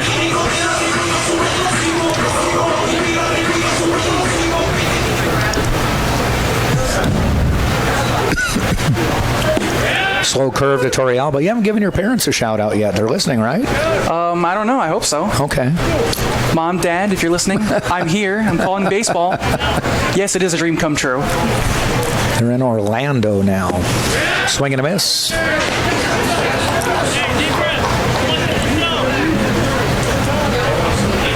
So you gave him the old Chamber of Commerce speech after you moved down here and said this is the place to be, huh?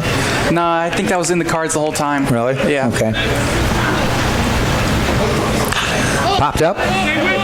Will he have a room? They're heading toward the screen, and it's out of play.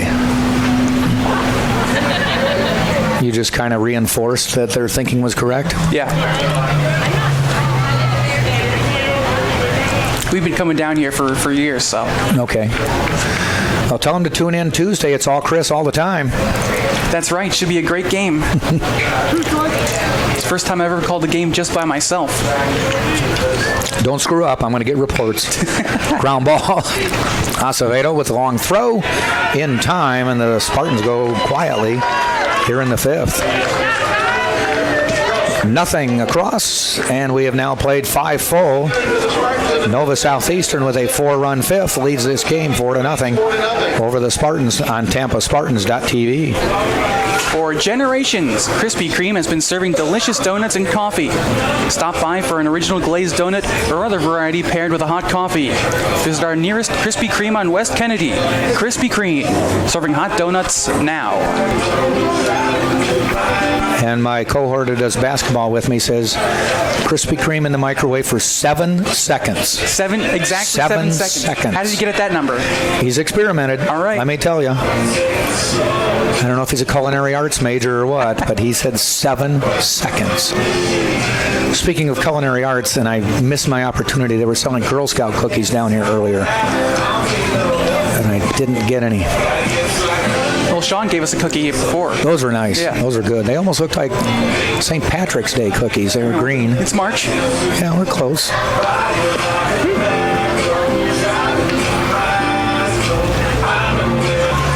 So Sean, if he would not come over here and bother us every so often, would give us more cookies. Yeah, would be a much better deal. I think there's Pizza Hut over there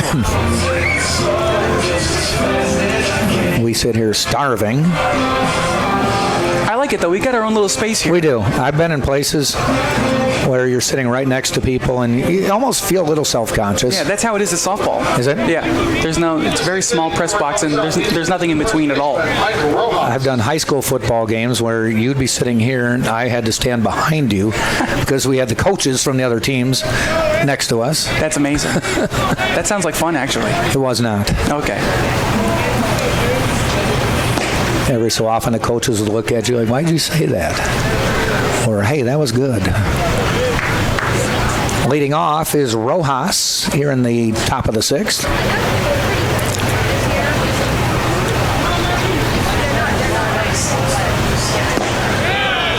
Ball low. We did a high school football game once in the hills outside of Madison, Wisconsin. We lost our cell signal on our little radio setup, so we had to call on a cell phone. If you and I were doing the game, I would say something, I'd hand the phone to you, you'd comment. That sounds amazing. No headsets, just you talk, me talk. Listen in. Somebody would, you couldn't talk to the studio, so you just sort of listen in, and when the commercial ended, you assumed you should talk again. Pop up, heading out toward Blair in center. He's camping. And catches. Yeah, that was Radio 101 there. The center fielder, Nathan Chevalier. I did a high school basketball state tournament semifinal game up in Wisconsin. Had laryngitis again. It's March Madness for me is to get laryngitis. And I barely could talk. And, there's 10,000 people at the game, too, so you've got to amplify your voice even more. And at halftime, the producer of the show, one of my friends, tapped me on the shoulder and he said, I'm bringing in a righty. You just sound terrible. So, fortunately, we had like 3 or 4 announcers. There were 15 games, so we had a crew. And he found one guy. He said, have you been watching the game? And he's like, yeah. Can you fill in for Jack? I can't hear him on the air anymore. And he said, Jack, go rest your voice. I need you for the championship game tomorrow. So the guy slipped in at halftime, had my notes, and took over for me. Cool. I did make it back for the championship game. Kind of was sounding like this. See, I think I sound terrible right now. No, you sound great. Come on. Yeah, you can't butter me up. See, when my voice comes back to normal, I go, ooh, I didn't know you really sound like that. 1 ball, 2 strikes. The batter is Chevalier, who's played a nice center field today. He and Danny Blair have acquitted themselves well with the leather out in center.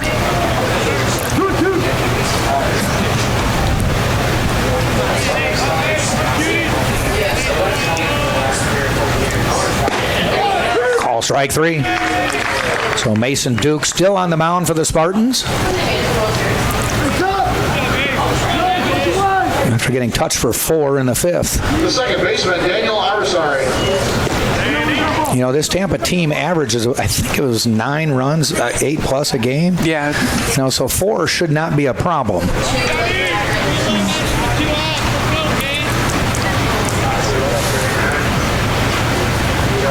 Unfortunately, they are averaging 9 runs in this series, but it was 14-4, not 9-9.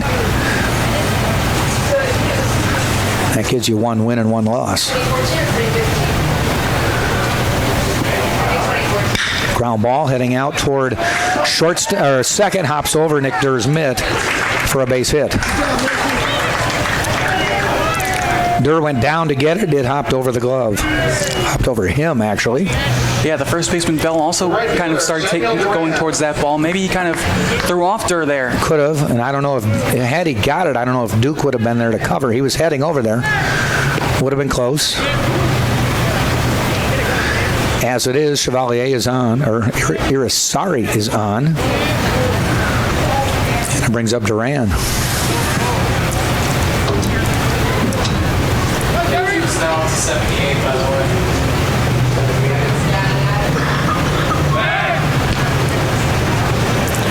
Stadium lights starting to take over. A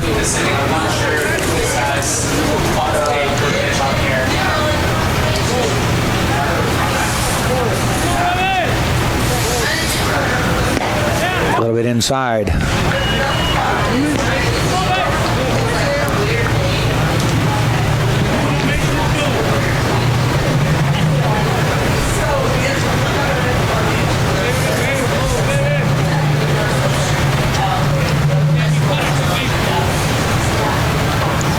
Fires.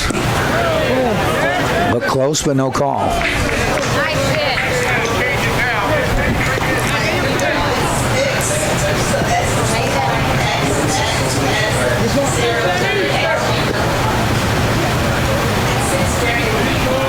2-0 pitch.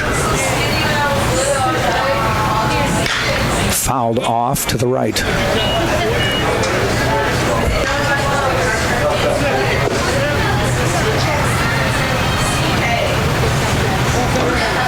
So you guys have spring break coming up in one more week? Yeah, one more week. All right.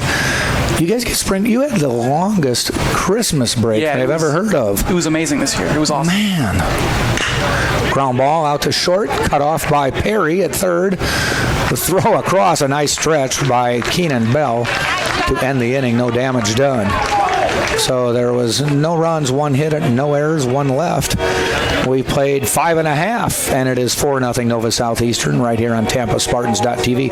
I mean, we were doing basketball games, and like not many people would show up. Like the students are still gone, but isn't this like February 19th? Yeah, it was. I mean, it was like January 20th or something. That's still very late. Yeah.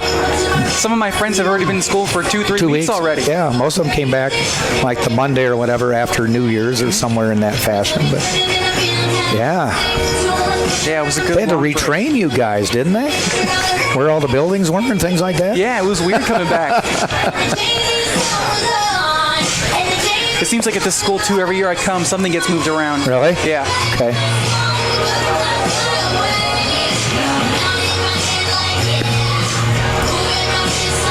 Like beginning of in August, the post office, the old post office wasn't open because they were redoing it. I mean, I haven't used the post office in a long time. I don't live on campus, but.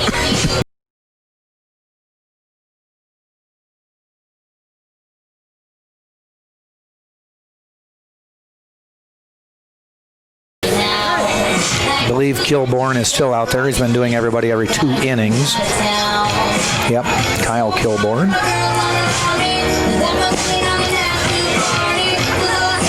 Spartans need some hits, need to group them together. In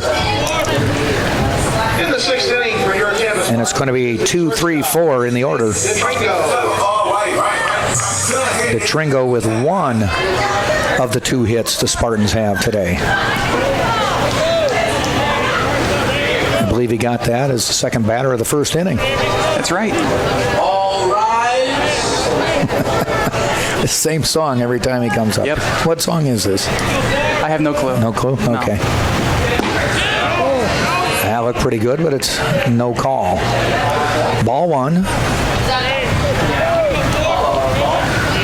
thought it was some sort of spiritual coming up. All rise. Ground ball heading out towards short. Chinea double clutches, throws it way over. And it goes to the screen. He automatically gets second. Yeah. Could tell there was going to be a problem there when Chinea double clutched. I don't know if he didn't have a grip on the ball or he didn't think that Wolforth was on the bag yet, but he stutter stepped and it just sailed. And I don't know if that ball really went out of play. I think it went on the other side of that chalk line that's down there. Out of bounds, yeah. Because the catcher who was backing up was able to get that ball. That's probably what it is. Because, I mean, normally if it hits the screen, you're on your own. But as you mentioned, there is a chalk line where they store some equipment and things that is out of play. Alec Aliwine now with a runner in scoring position. Detringo does his job and gets on base to start the inning. The way the dugouts in the field is situated here, the dugouts are kind of pushed out a little bit. Yeah. So if there's no chalk line there and behind the dugouts is in play, a player could go around. But of course, technically, yeah. That's not how it is. That'd be cool though.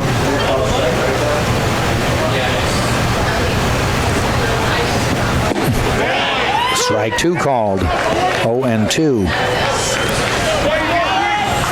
Kilborn working the corners on the first 2 pitches. The big hole here on the left side between short and third. They've had to shift on for him every other time he's played. Come to bat. See if he can do something here. Hits one out to center field. And then the catch, no tag. He'd have been dead in his tracks. Chevalier with the catch. Haley Wine flies out. That will bring Servin to the plate.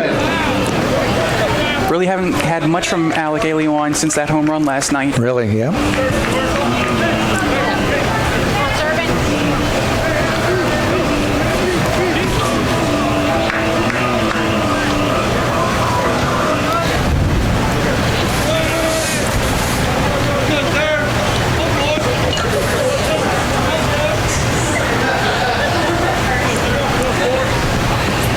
Servin looks at one just a little low.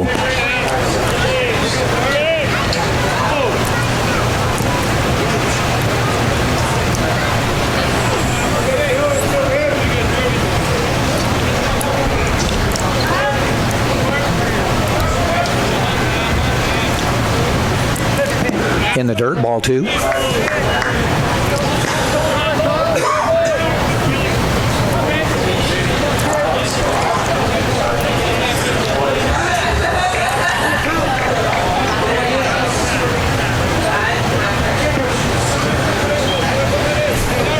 The 2-0. Ball 3. On deck, Cole Perry.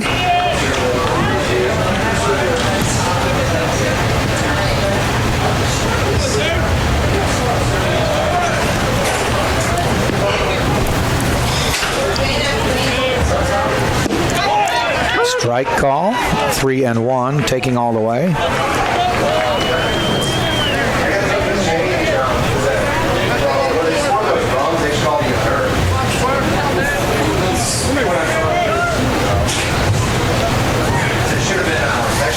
In the stretch, runner on second.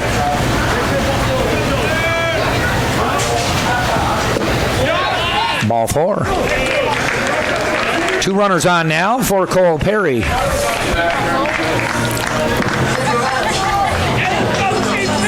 The goal is base runners. First one got on by error.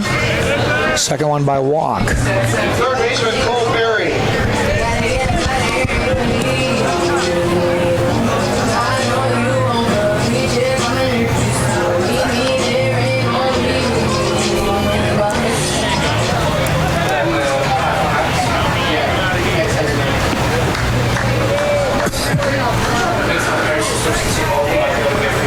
Perry lofts one, could be in the gap, giving chase to Chevalier. Makes the catch. Runners have to scamper back to their bases. Chevalier covering a lot of ground there. And as the captain, he called off Duran coming in from right field. Yeah, it looks like Duran could have made that play, but... Yeah, it was fading his way, hooking his way. Slicing away from Chevalier, but he ran it down anyway.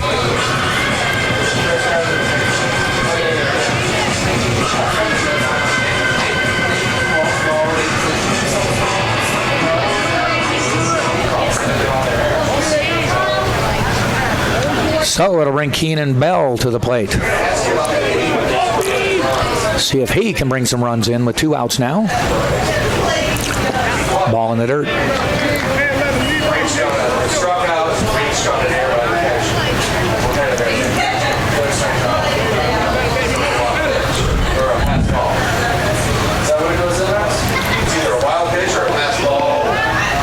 In the stretch.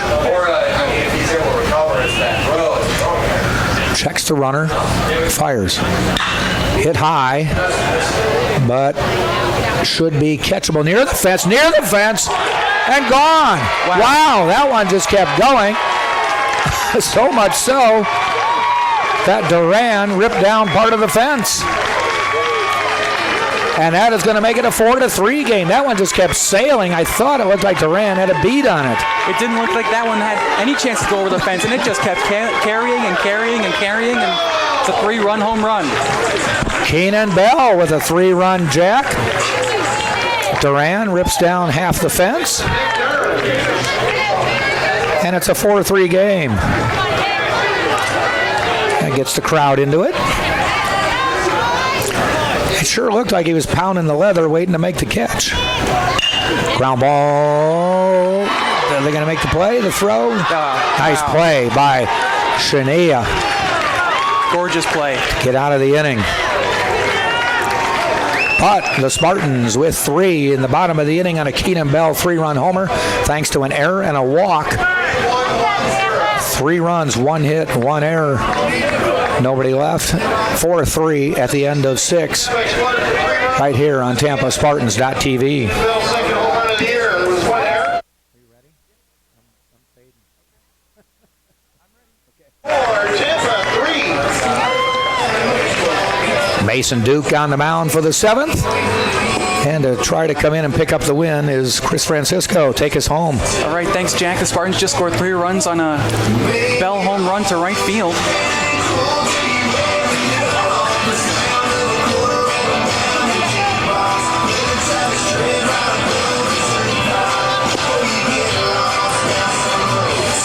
For Bell, that was his 2nd home run of the season. Now he's got 6 runs batted in this year.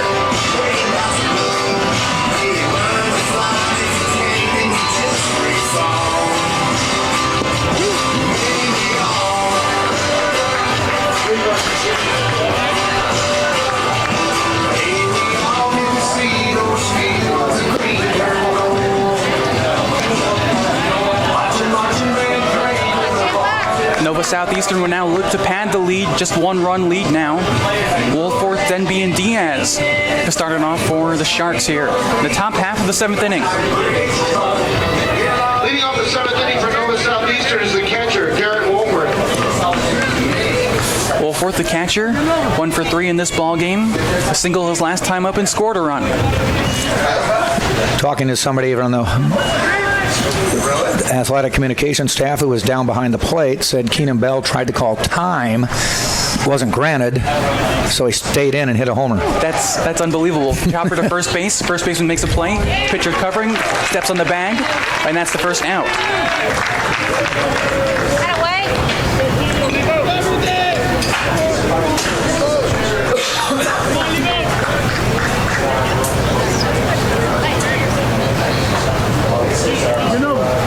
Looks like we're getting a pinch hitter here.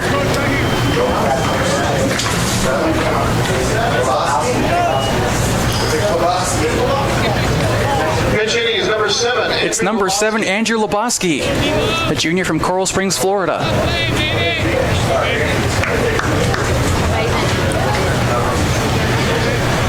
First pitch to the left-hander is taken for a called strike, 0-1. Yeah, so all 7 runs in this game are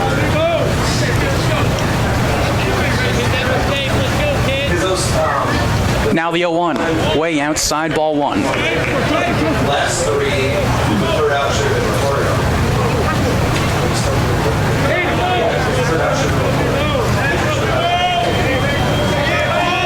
Mason Duke has hung around in this game. That ball's lined left center. That's going to fall for a base hit in the gap. Center fielder Blair cuts it off. Throws it back in. It's a long single for Lebowski.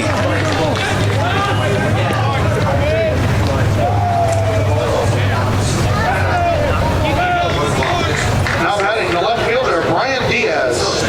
A one-out single brings up Brian Diaz. Diaz 3 for 3 in this ball game. 3 singles, the last one drove in 2 runs.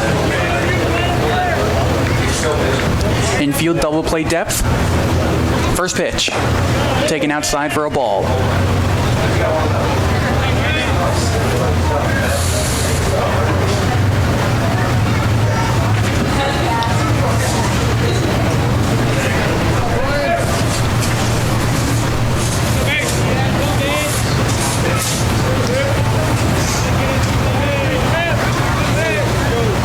Now the 1-0. Gets the call in the outer half. 1 ball, 1 strike.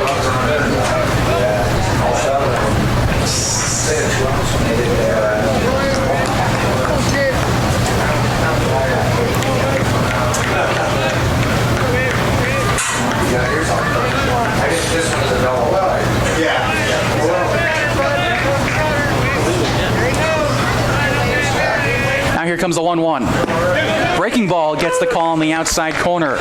Good pitch there, a ball and 2 strikes.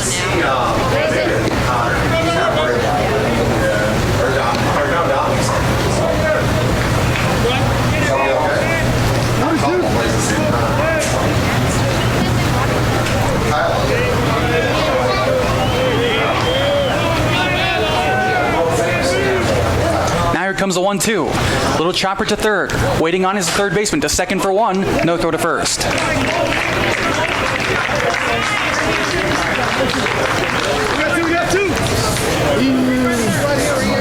Diaz trades places with Lebowski. But now there are 2 gone. The third baseman, Ian Acevedo. So here's the 6th place hitter, Ian Acevedo. Acevedo 2 for 3 this afternoon in this ball game.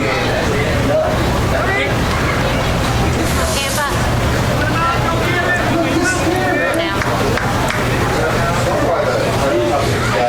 Runner on first, now 2 men gone here in the top half of the 7th inning. Chopper towards third, it'll go foul. Towards the Spartan bullpen.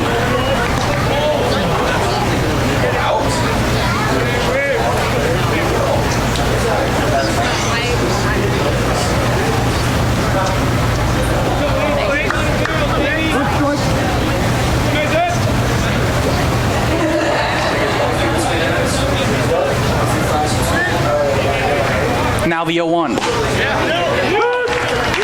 Good pitch there, nothing in 2.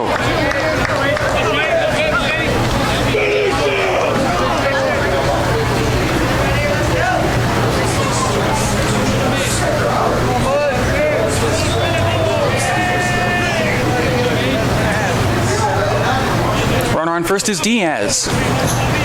The 0-2 pitch with 2 outs. Now back to the screen.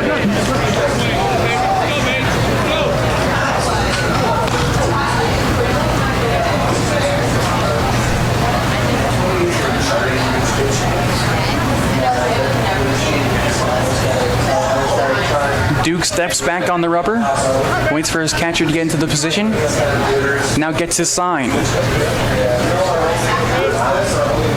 He's got it from the stretch. Again, the 0-2 pitch. Check swing. That ball bounces around from the catcher. He's finally able to find it. That's Servin behind the dish.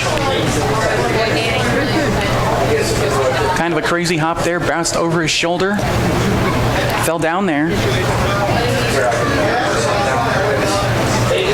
Now the count, a ball and 2 strikes.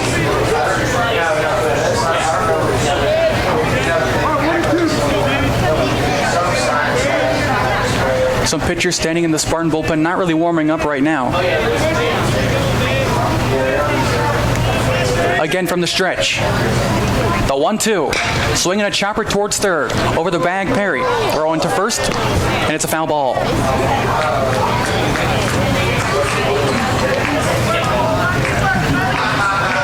Perry there right along the third base line. Fielded that ball cleanly around the bag.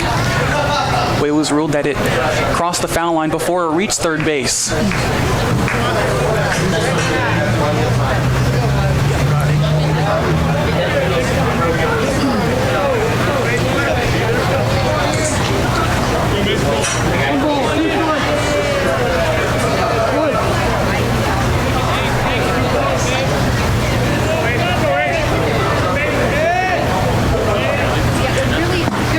Gets the call on the outside corner. Strike 3 called. Side retired.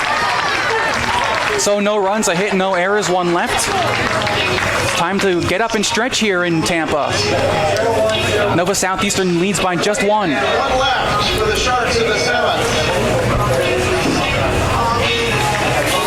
All right, your trusted Tampa Subaru dealers, Mastro Subaru. It's located at 6402 West Hillsborough Avenue. Customers can view their huge Subaru inventory. They can also receive full service maintenance on all vehicles. And as a Spartan sponsor, watch for Mastro's UT staff and student service specials. At Mastro Subaru, our reputation rides with you.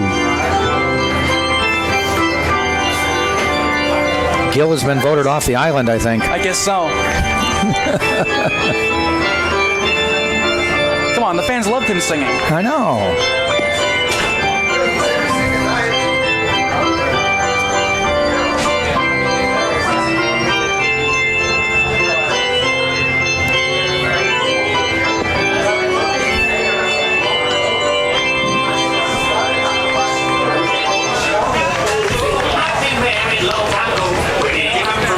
games. I don't know if you know the old Lou Mont song, Lazy Mary.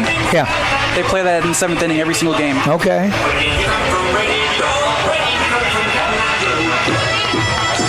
Going to stick with Kilborn for a 3rd consecutive inning.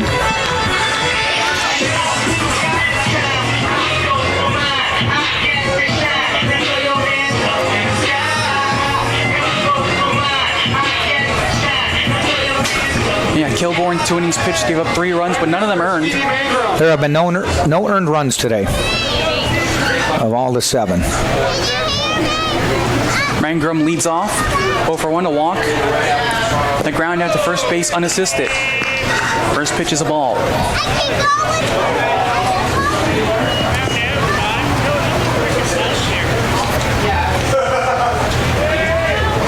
Now the 1-0. Swinging a high fly ball deep to left center field. This ball's got a shot. They're giving back up. to the wall. That ball is gone. A home run to tie the game. Mangrum, his 3rd home run of the season, and this ball game is tied at 4.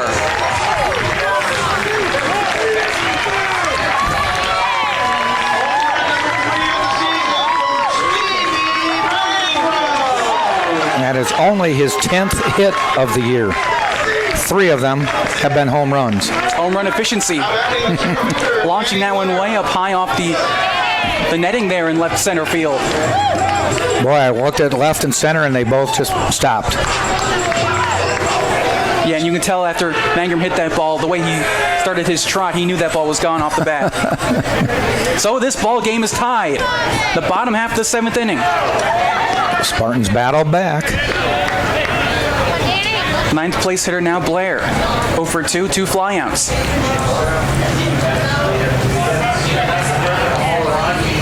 That one's lined up the middle. That's going to fall for a base hit.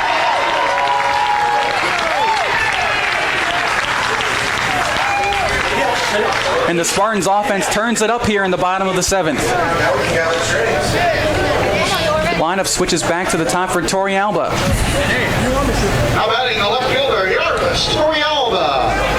I was going to walk downstairs for a second, but I better hang around, huh? Yeah, you're going to miss all the action up there. Yeah. Boy, that Mangrum home run is really crushed. Wow, that was way up on the screen. You can't see it here at night, but it's about a 90-foot tall screen, and then they've separated. There's lines about every 30 feet, and that was above the first line, so it was at least 30 feet up out of the park.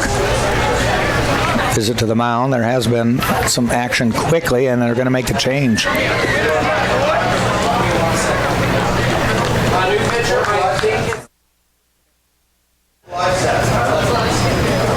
And we will get that pitching change for Nova Southeastern.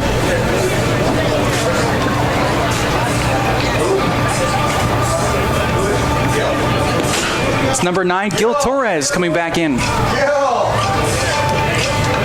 The redshirt senior from Miami, Florida.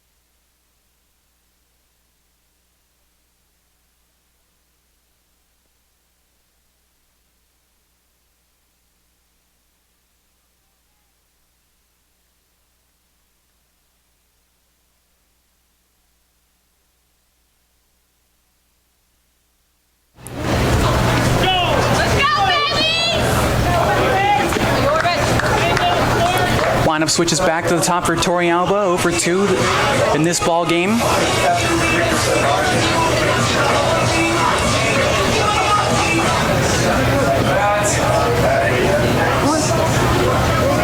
In this inning so far, Stevie Mangrum led off the inning with a long solo home run to left field to tie the ball game.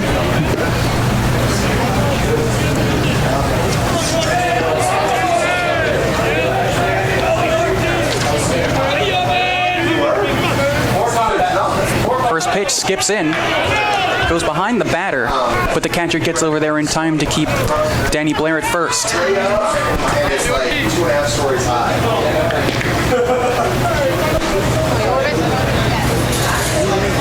It's a great view though. Straight from it. You got to carry all the stuff up there too. It's like totally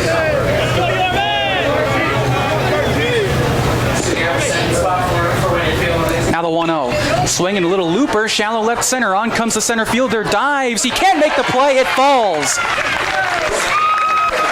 Well, that was a good effort by the center fielder Chevalier, but unable to corral that one. And now it's first and second, nobody out for the Spartans. The shortstop, Nick DeTringo. A chance here for Nick DeTringo to give his team the lead. He's 1 out of 3 with a single in the first inning. A pop-up and reached on an error and actually scored in the sixth inning.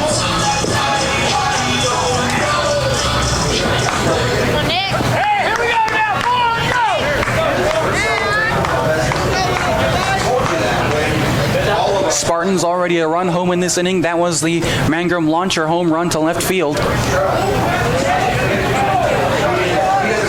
They have just 6 hits in this ball game, but 4 runs. Big hole on the left side between short and third.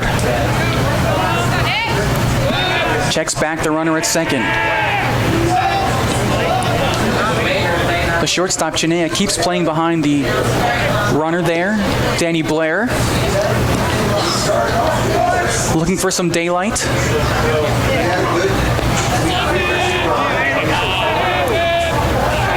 First pitch shows bunt, and he bunts it to the right side. Pitcher fields it, throws onto first just in time. Successful sacrifice bunt there, and now the Spartans have second and third with just 1 man gone here in the bottom half of the 7th inning.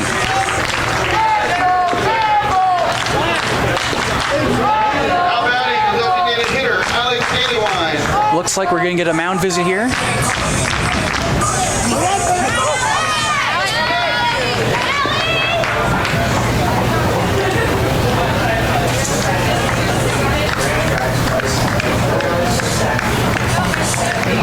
Spartans trying to take the lead for the first time today. They started off the first game giving up 3 runs to Nova Southeastern in the first inning. And we're going to get a pitching change now. New pitcher, 34.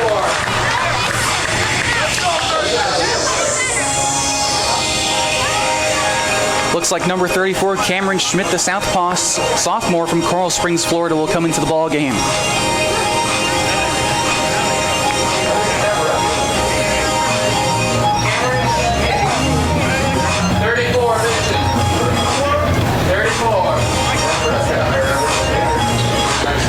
Your attention, please. Now pitching for Nova Southeastern is number 34, Cameron Schmidt.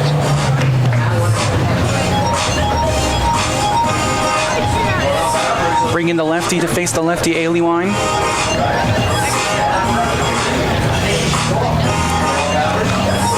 If the inning continued after that, probably will. Might bring in a right-handed pitcher. There is one warming up down in the Sharks bullpen.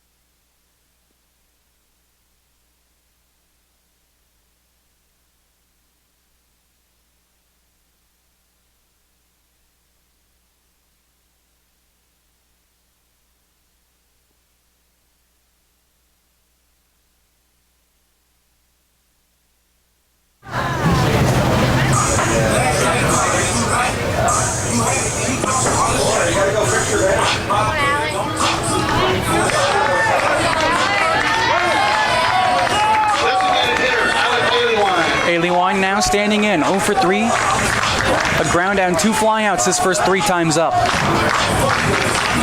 Spartans trying to take the lead here. The Sharks infield comes in.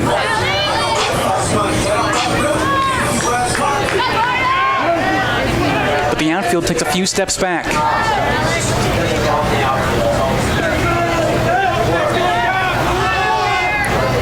Here comes the first pitch. That pitch is down and away. Good stop by the catcher. 1 ball, no strikes.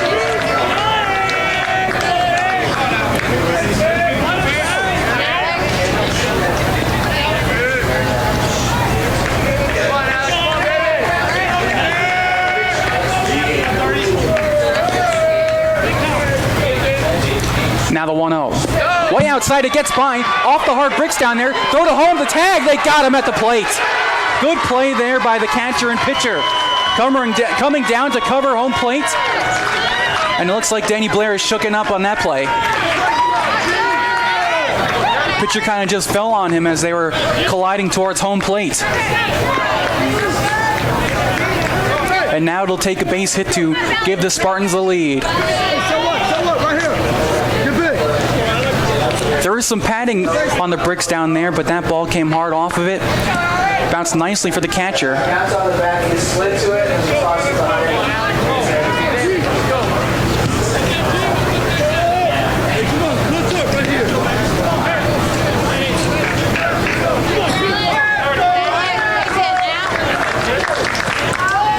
Close chance there. Spartans almost took the lead. But a good play by the Sharks defensively. Now they're just an out away from getting out of this one.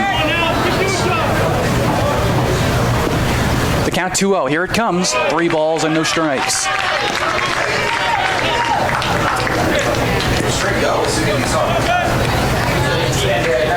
The catcher, Danny Servin, is on deck. He's 0 for 2 in this ball game. Infield now plays Aliwine to shift. Will he swing here? 3 balls, no strikes. Taken all the way, and it's a called strike at the knees.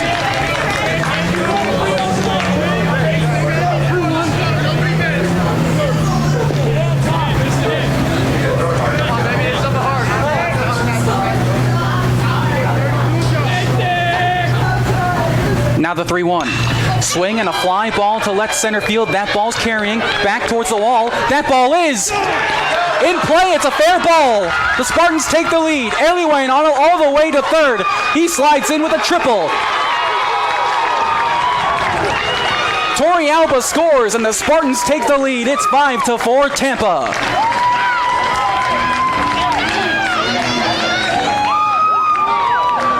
That ball was crushed into the gap in left center field, and now the left fielder Diaz seems to be down.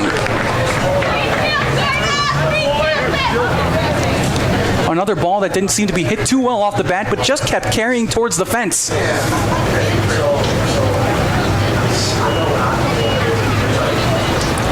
Now the trainers go out there and they'll check up on Diaz. He definitely collided with that fence out there.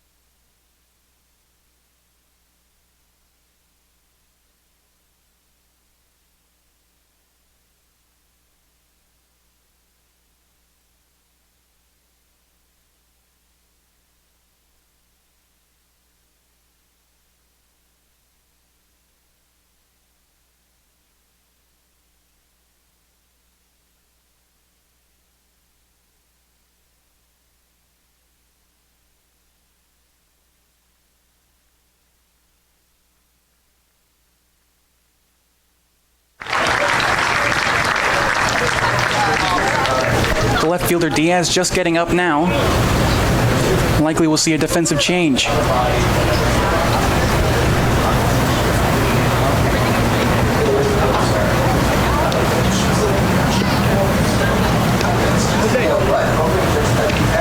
Well, I mean, like in comparison to like what would you rather be? Much better song right there. I hope it's just a concussion. I hope it's getting permanent right now. I just hope it's just that. Did I see the number going in? 23.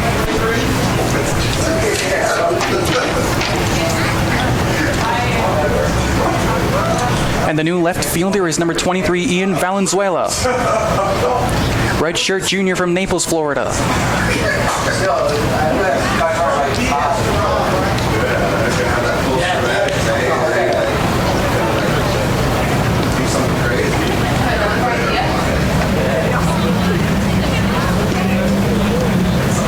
Your attention, please. Now playing left field. And it looks like the Sharks are also going to make a pitching change, Valenzuela.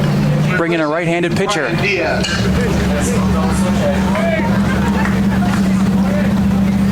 38 to a finisher. 38.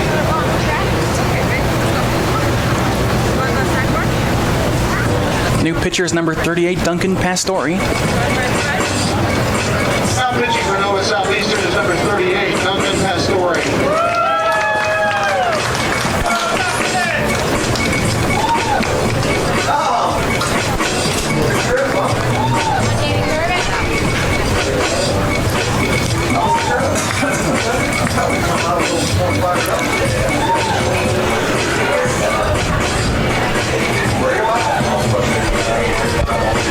Jack, that was just an awkward play over there in left field. I saw that, yeah. Who's kind of just leaned in with his shoulder to the fence, almost at full sprint. Yep. That ball stayed in play. Well, you know, when you hit a fence like that, it depends on where you hit the fence because there's poles about every 8 feet.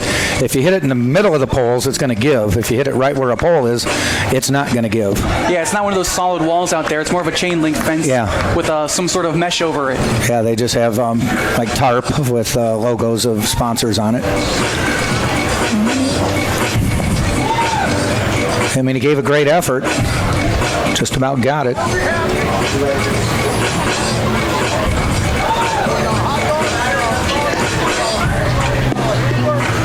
Spartans have battled back.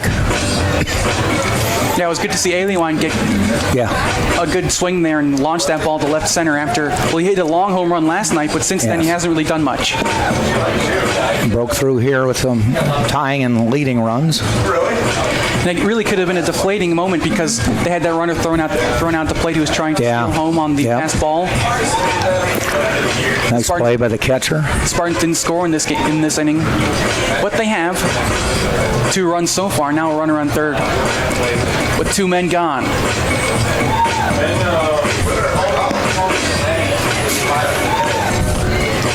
I guarantee you it's not cool outside, but it's much cooler outside than it is in here. The AC doesn't seem to be doing anything right now. I mean, they've had the hatch up there open all game long. So the AC is going right up the roof. Yep. Well, we're not paying for it, so. Either that or they turned it off. I think I still hear it. Yeah. We're on the divider that doesn't get it. Yeah. Now batting the catcher, Danny Servin. So here's Danny Servin. Chance to punch one more across. Servin 0 for 2.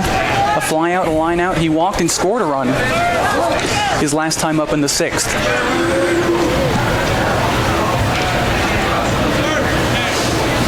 Now the first pitch. It's taken outside for a ball.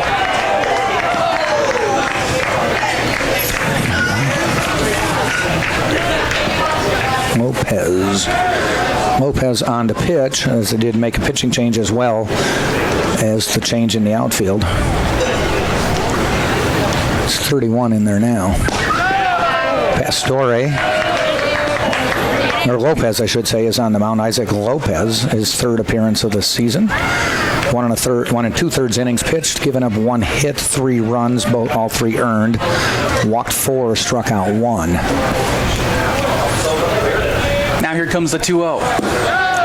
Outside and low, ball 3. It's definitely been pitcher by committee, as I believe this is pitcher number 4, 6, 7. And they give him ball 4. Yeah.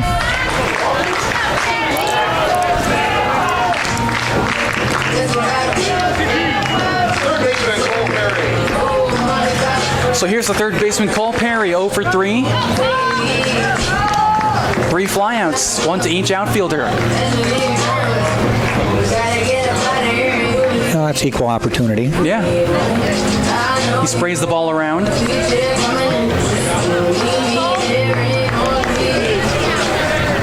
Spartans looking now to pad the lead.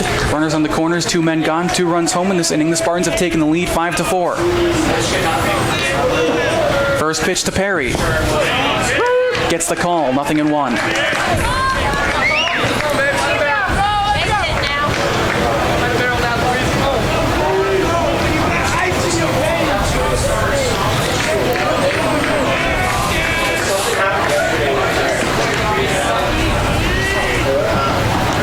And now the 0-1 pitch. Checks his swing, but it's a called strike anyway, 0-2. Well, looks like a pretty good one to not let go by.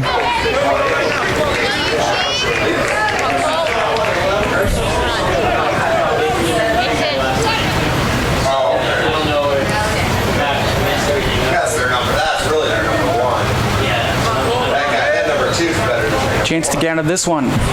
Runner at first, dancing off of first base. Looks like he's picked off now, trying to come home. The tag, Didn't work. And he's out. Didn't work. They tried to play, just didn't quite execute it the way they wanted to. Needed to delay a little bit more there between the bases, between first and second. Yep. Well, that ends the inning. 2 runs, 4 base hits, no errors. Just 1 runner left on base now. Heading to the top half of the 8th inning, the Spartans have taken the lead. It's 5-4 Tampa. I think you needed the pitcher to take a couple more steps toward the base runner. Yeah. He was still standing on the mound, had plenty of time to whirl around and throw home. So 2 outs at home plate in that inning, Yeah. but yet the Spartans do score twice to take the lead. Spartans are going to change pitchers. Bring in Tyler Beck. Tampa, they get up with 2 runs on 4 hits, no errors, 1 left. At the end of the 7th, it's Tampa 5, Nova Southeastern 4.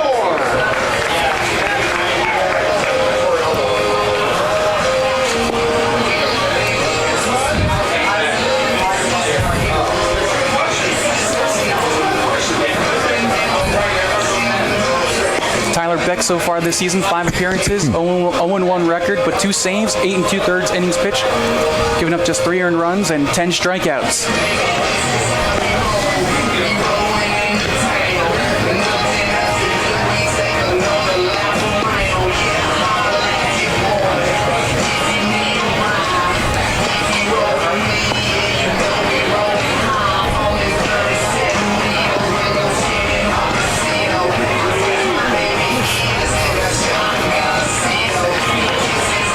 Your attention, please. Changes for Tampa. Now pitching is number 6, Tyler Beck.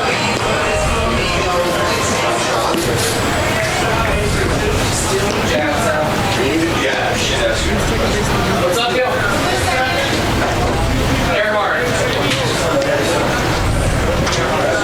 Drew Earhart now at second base.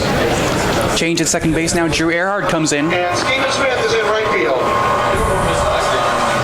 Tell you, that's a very good defensive replacement when and at bat when you put your normal second baseman back in the lineup. Not that right. Nick Durr was struggling, but they give Drew most of the game off after playing the first 2.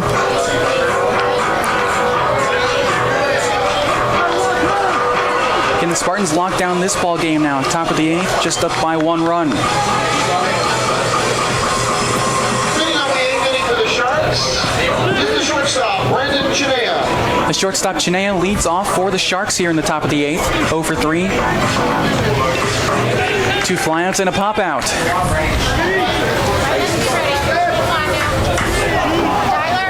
Sharks trailing for the first time today.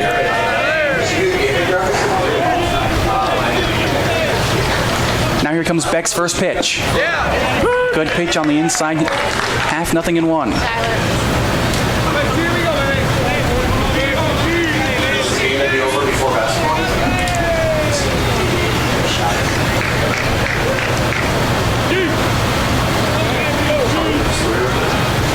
Now the 0-1. Chopper to second. That's Earhart out there. Throw on to first is in time. 1 away.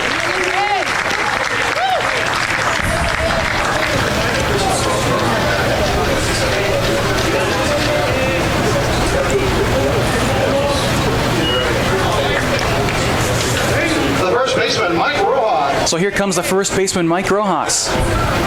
He's 0 for 3, but he scored a run after he reached first base on a drop third strike.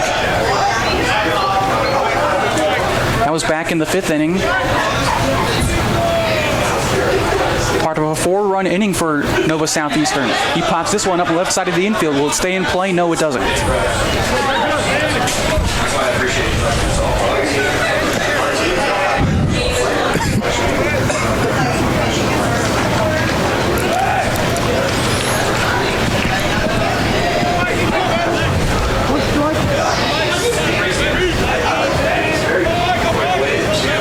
Out of the windup, the 0-1 pitch. Taken a bit low, ball 1.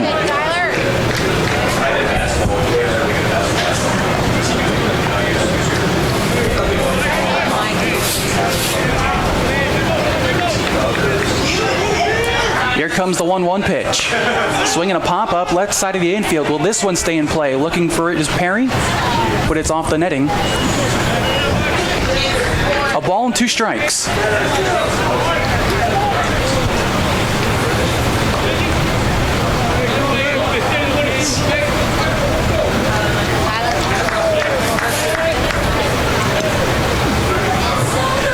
Spartans scored 2 runs in the 7th to take the lead. Looking to hold on here in the 8th inning. 1-2. Checks his swing. Did he go? Yes, says the first base umpire. And there are 2 gone.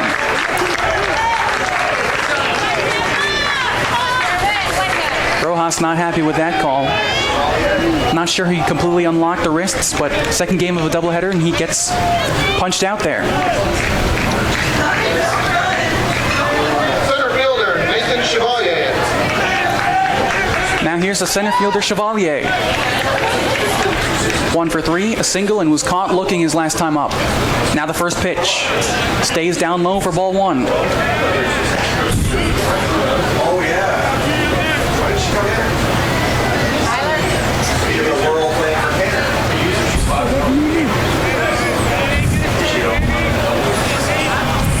Out of the windup, the 1-0 pitch. Swing the liner to left field. That's going to fall for a base hit. A 2-out single for the Sharks. Chevalier on at first, and he represents the tying run. Spartans may have a 5-4 lead. They've been out hit 12-7 today. It's all about the runs, though. The second baseman, Daniel Arisari. Nova has left 8 on base. Spartans 5. And only 2 of the runs in this ball game have been earned. Yeah, the last 2 on the home run, I believe. Chevalier from first. First pitch. Gets the call on the outside corner. 0-1. Fans like that pitch. He's only got like 54 world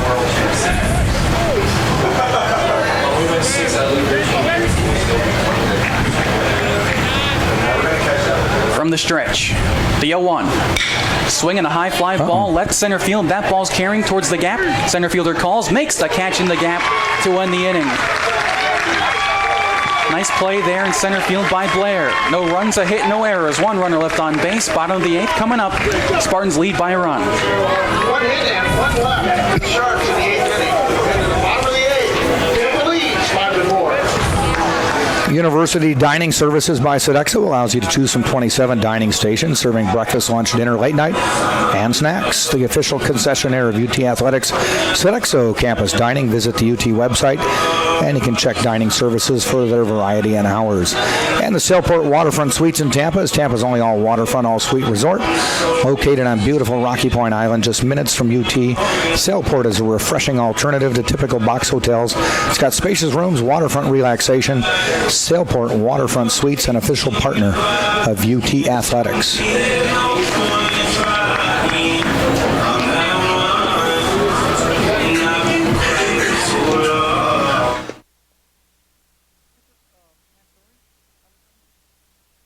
I thought it was 31. Is it 38? That's what it says on our thing here. I know, but I swear it was 31. They announced him coming in last inning. Last comment. Sure, I don't think they caught it. Turn around, Tom. I'll go check.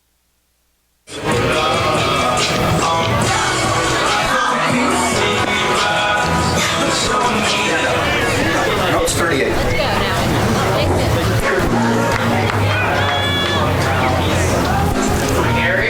Duncan Pastore comes back out. So my bad on the pitching change. Inning, yeah. I thought it was 31. I thought it was Lopez. It's still Pastore. For Tampa is the third baseman, Cole Perry.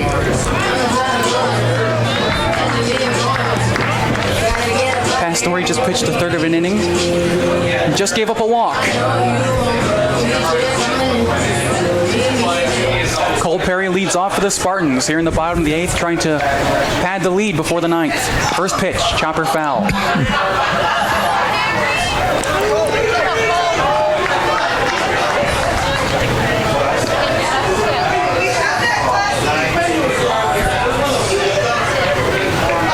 Perry over 3 flyouts.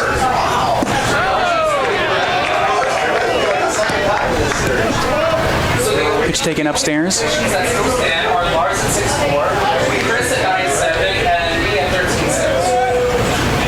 Now the 1-1. Hit hard towards shortstop. Nice play on the backhand by the shortstop to get in front of it, but has trouble and can't corral it. May go down as a hit. Would have been hard to get him at had he made the play. It's always tough on those plays when you're falling away from first base to get back up and throw to first base. I think they're flashing. Still showing just 2 errors. So I think it gave Spartans 8 hits now, yeah. And I think we got another pitching change. Yeah. By committee, this will be pitcher number 7 on the day. Lefty, I think he pitched last night or earlier today.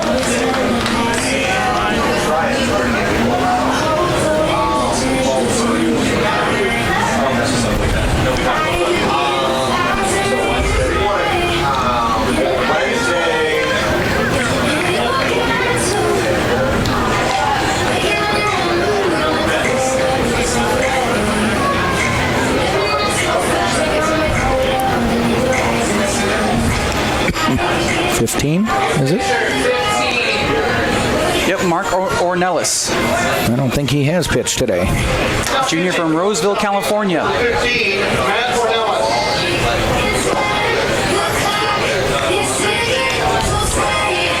I think he pitched last night. Did he? I remember reading Roseville, California, unless there's someone else from there.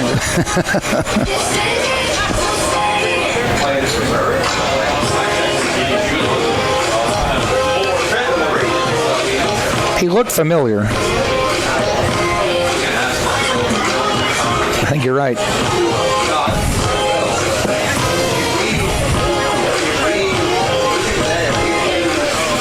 Well, we'll have Bell to face for his first batter. Bell last time launched a 3-run home run to right field. Got the Spartans on the board. Home run ball has gotten the Spartans back in this game. We've been holding out all afternoon. We've got sandwiches on discount prices. Get them while they're hot.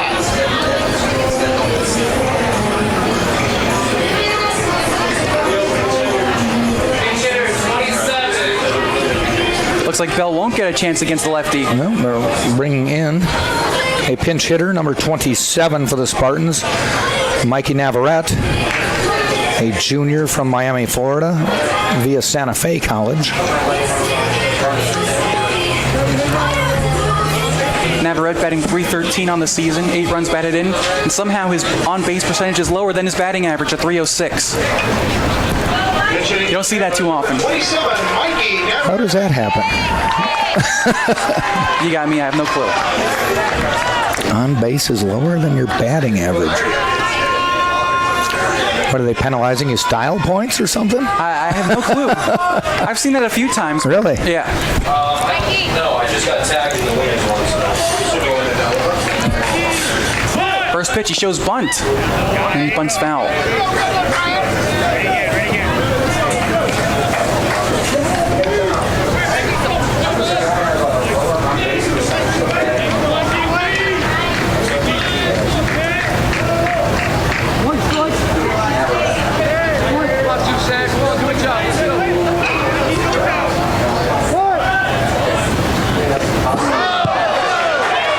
That pitch hit him, and he's on at first.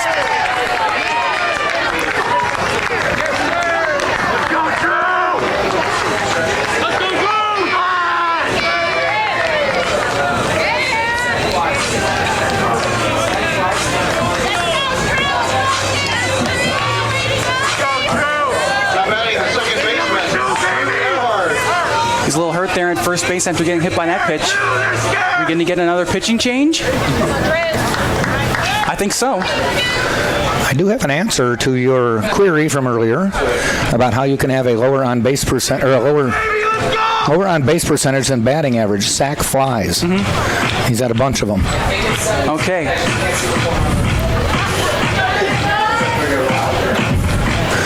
Navarrete doesn't look like he's having too much fun after getting hit. Your attention, please. Now pitching for Nova Southeastern is number 17, Anthony DeFeedy. Is he a Phillies fan too? Yes, there's lots of them. Jeez. Isn't that a brain function? I don't know. Lots of people. Brain defect? Mm-hmm. There's a lot of kids here from New Jersey, and a lot of kids from South Jersey are Phillies fans. Okay. So I find a lot of Pittsburgh Steeler fans in this area out by where I live. Mm-hmm. Seems like in Florida, everyone's from somewhere else. Oh yeah, definitely so.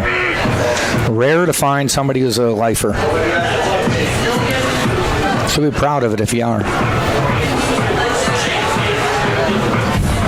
Well, runners on first and second, nobody out here for the Spartans, looking to add to their one-run lead.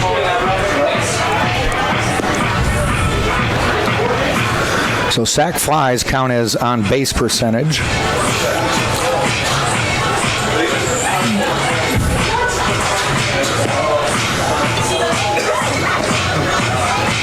And that's interesting because it doesn't count as an at-bat. Right. So you think, why would that have anything to do with on base if right.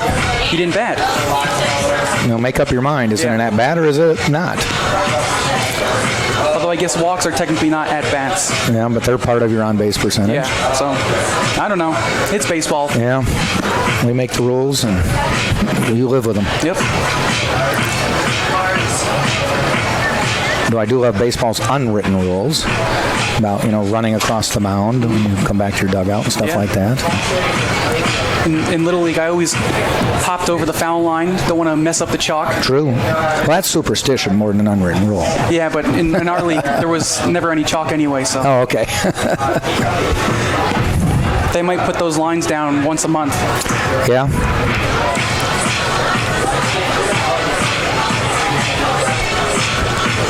So it's almost a judgment call by the umpire then, huh? Yeah, pretty much. And the bases weren't in place. So if they moved a little bit, there was one time there was a pass ball and I was racing to second base. The base wasn't in its right spot. It was way out over there. I got called out even though I was in the spot the base should have been. But because you didn't go where the base actually was, which was nowhere near where it should have been? Mm-hmm. How did they get there and how did nobody notice? I don't know. Number 2, Jeffrey Sear.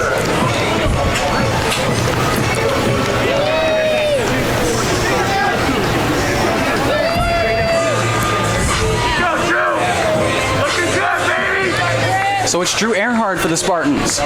Against Anthony DeFeedy. Trying to add to the lead. DeFeedy is a 6'5 junior from Pembroke Pines, Florida.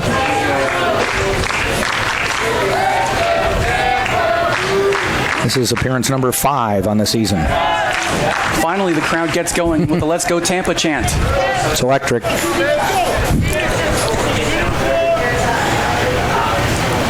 Throw back to second. Whoa! To center field. Bad play there, and the runners advance. Oh my goodness, the pitcher kind of seemed in between to throw that ball. He tried to squeeze it back, yeah.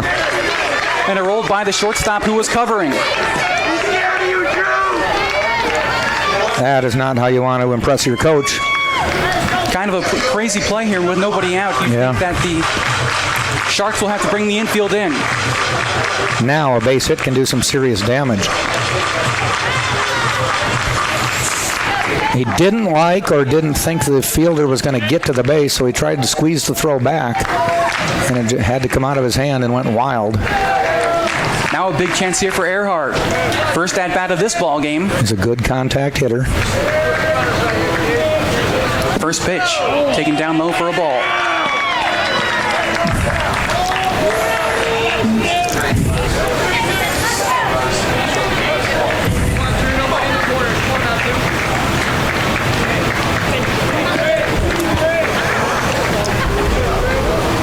Now the 1-0. Chopper, left side, third baseman has it, checks back the runner, throwing to first in time, and that's the first out. Nice play by Acevedo.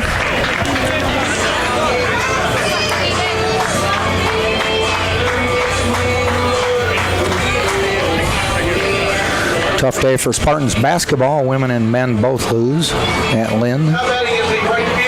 Conference tournament play is next. Wednesday, the women are home. 7 o'clock against Rollins. The men will be on the road, and I believe they'll be at top-seeded Nova Southeastern. We got a pinch hitter here, I believe. Steven Smith comes into the ball game. Okay.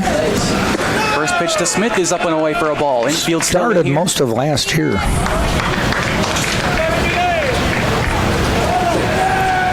Smith this season, 28 at-bats, batting .250.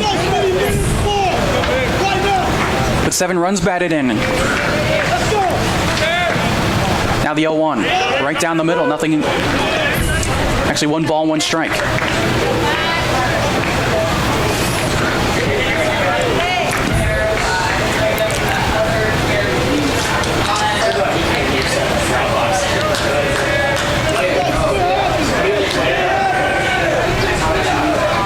Now the 1-1. Hit hard but foul. A ball and 2 strikes.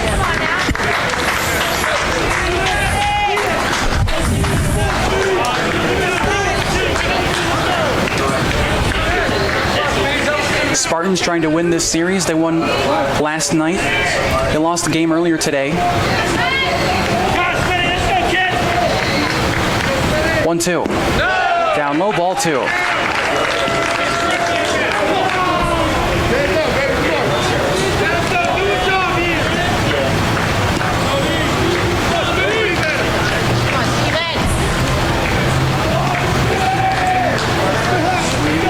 Outfield playing very shallow. Infield is in. 2-2 pitch. Wastes 1 foul.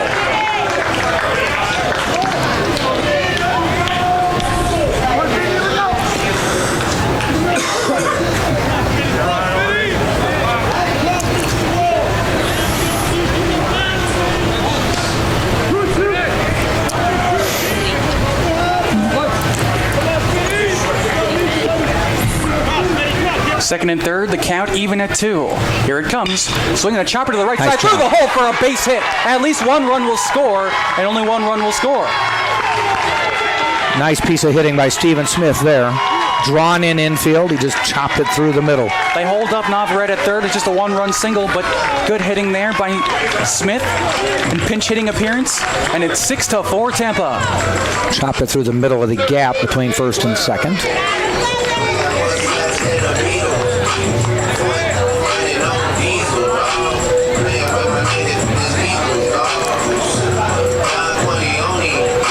That's a big run there for the Spartans. It is here in the bottom of the 8th.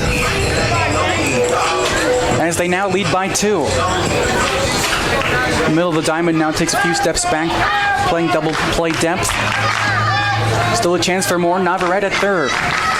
Now Smith at first, and here's Blair. Singled his last time up, first pitch. Slow chopper to second. Can they turn two to second for one, on to first. Throws away into the dugout. To second goes the runner, and he's in there safely. A run comes home. 7-4 Tampa. Danny Blair heads up play. They got the force out, but a bad throw to first allows him to go to second. He beat the throw there. Yeah, that ball didn't quite go in the dugout. Probably hit the fence down there and stayed in play. Navarrete easily scoring from third. It was just a question of what was going to happen at first. And that's another error now for Nova Southeastern. More unearned runs on the board. Yeah.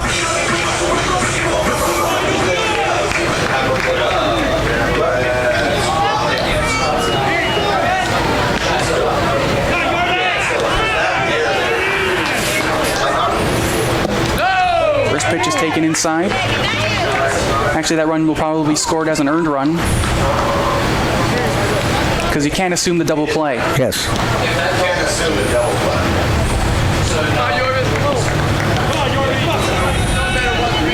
Torrialba batting, 1-0. Gets the call in the outer half. 1 ball, 1 strike. Torrialba 1 for 3, a walk.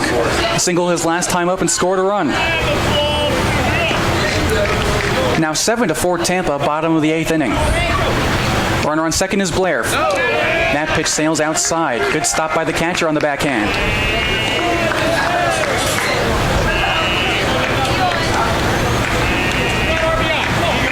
Tampa went down 4-0 in the 5th. They've come back with 3 in the 6th, 2 in the 7th, and now 2 here in the 8th.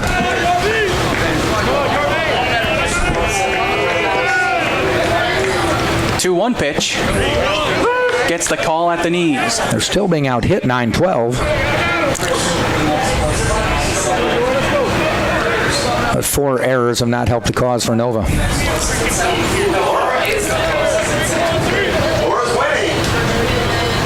2 balls, 2 strikes, 2 outs. Blair at second base. Here it comes, upstairs, ball 3, and that runs the count full.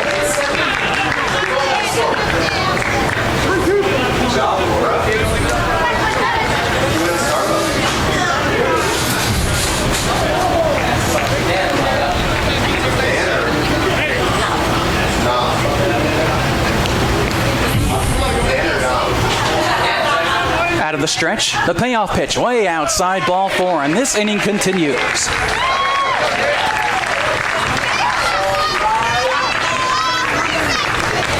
Now batting the shortstop, Nick DeTringo. That brings up the shortstop, Nick DeTringo. Pinch runner.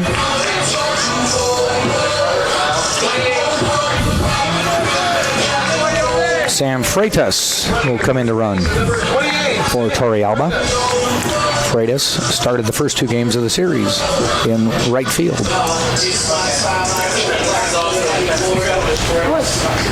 Chance here for DeTringo. Runners on first and second. 2 men gone here in the bottom of the 8th. Spartans have already scored 2 runs in this inning. Now the first pitch. Upstairs for a ball, 1-0. Freitas most likely will be your center or your left fielder. He'll be an outfielder. They may move some other players around.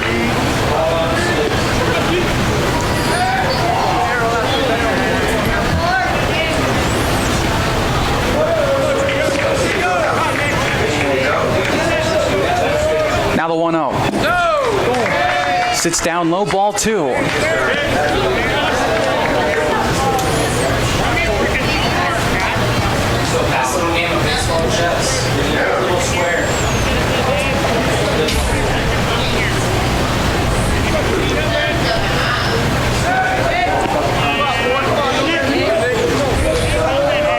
Now the 2-0 pitch. Swinging a high fly ball, left field, but should be playable for the left fielder Valenzuela. Gets under it, under the lights, makes the catch, and that ends the inning.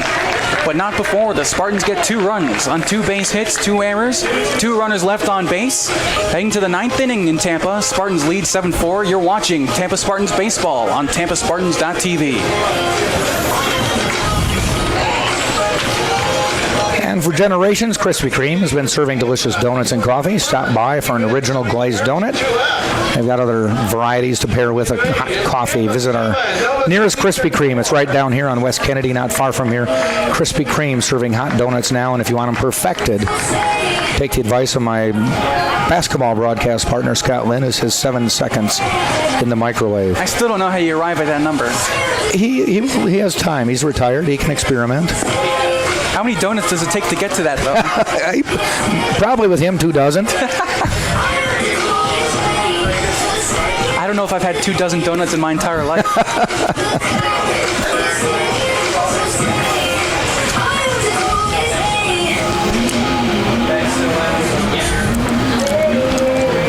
Beck's still in there on the hill, trying to close this ball game out. This will be a nice win if the Spartans can hold on and get it here. Nice battle back after losing the first game of the day 7-4. It'd be nice to come back and take the second game of the day 7-4. Well, you said they were averaging about 9 runs per game, so there was still a good chance they would score a lot of runs in this ball. Yeah, at the time they had 0 in this game, but they have come back to just about get there. Duran leads off for the Sharks, trying to start a rally for the road team. Here we go in the 9th inning, batting for Nova Southeastern. He's 1 for 3. He singled away back in the first inning. He's hit by pitch and scored in the 5th inning. He's also got a strikeout and a ground out. Basically, I was implying a 4-run lead is not necessarily safe against Tampa.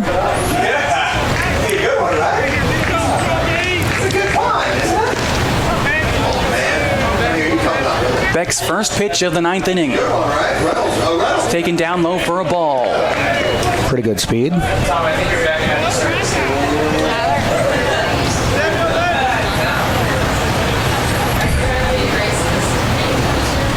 the 1-0. Slow chopper to short. In comes Navarrete. Throw to first in the dirt. Nice play by the first baseman, Perry.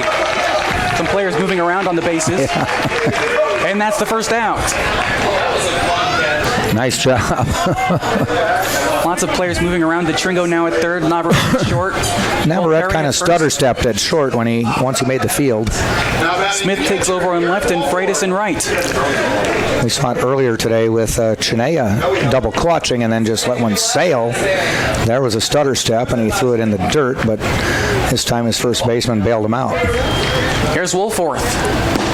Looks at the first pitch and it's right there for a called strike. 0-1. Wolforth 1 for 4, singled back in the 5th inning and scored a run.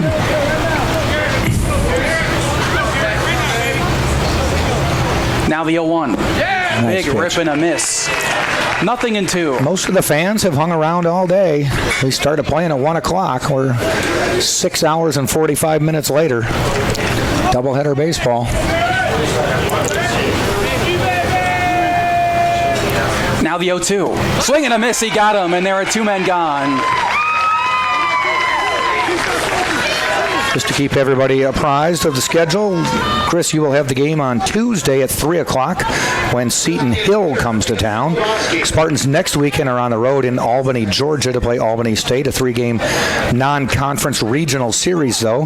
They come back actually play 4 days in a row because on Monday, March 11th, they host Bridgeport, and then Wednesday they will host Bentley, not back here for a long time, not until Wednesday, March 20th, a non-conference game against Valdosta State.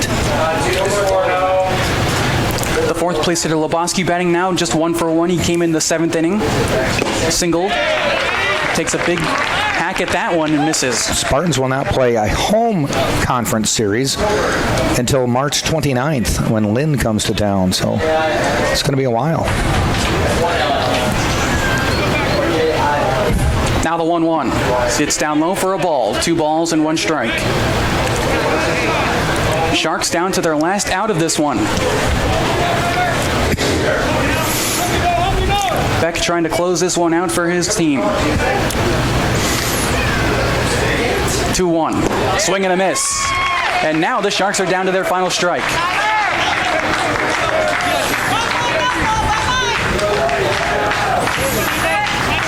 A few fans clapping along. Hoping to get the last strike here. Beck from the windup. Here it comes. Just off the plate.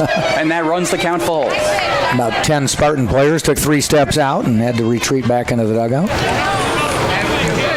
Ready to get in the handshake line, but they'll need at least one more pitch. Yep.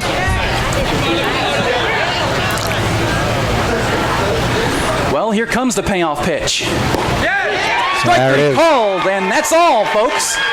Tampa Spartans win this one by a final score of 7-4. And now it's time for your happy recap of the game. For Nova Southeastern, 4 runs, 12 hits, 4 errors. And for the Tampa Spartans, 7 runs, 9 hits, no errors. Jack, the Spartans win this series 2-1. A big win for the Spartans because it gets them back to even in the Sunshine State Conference. They're going to take a few days off and play some non-conference games before getting back. But when they come back to conference, they're on the road for the next 2 series. So it was important to get a win here. Keep you in the hunt for the conference, so there's still a lot of time to go in this one. All right, folks, we'll see you Tuesday afternoon. Alongside Jack Ike, I'm Christopher Francisco. So long for now.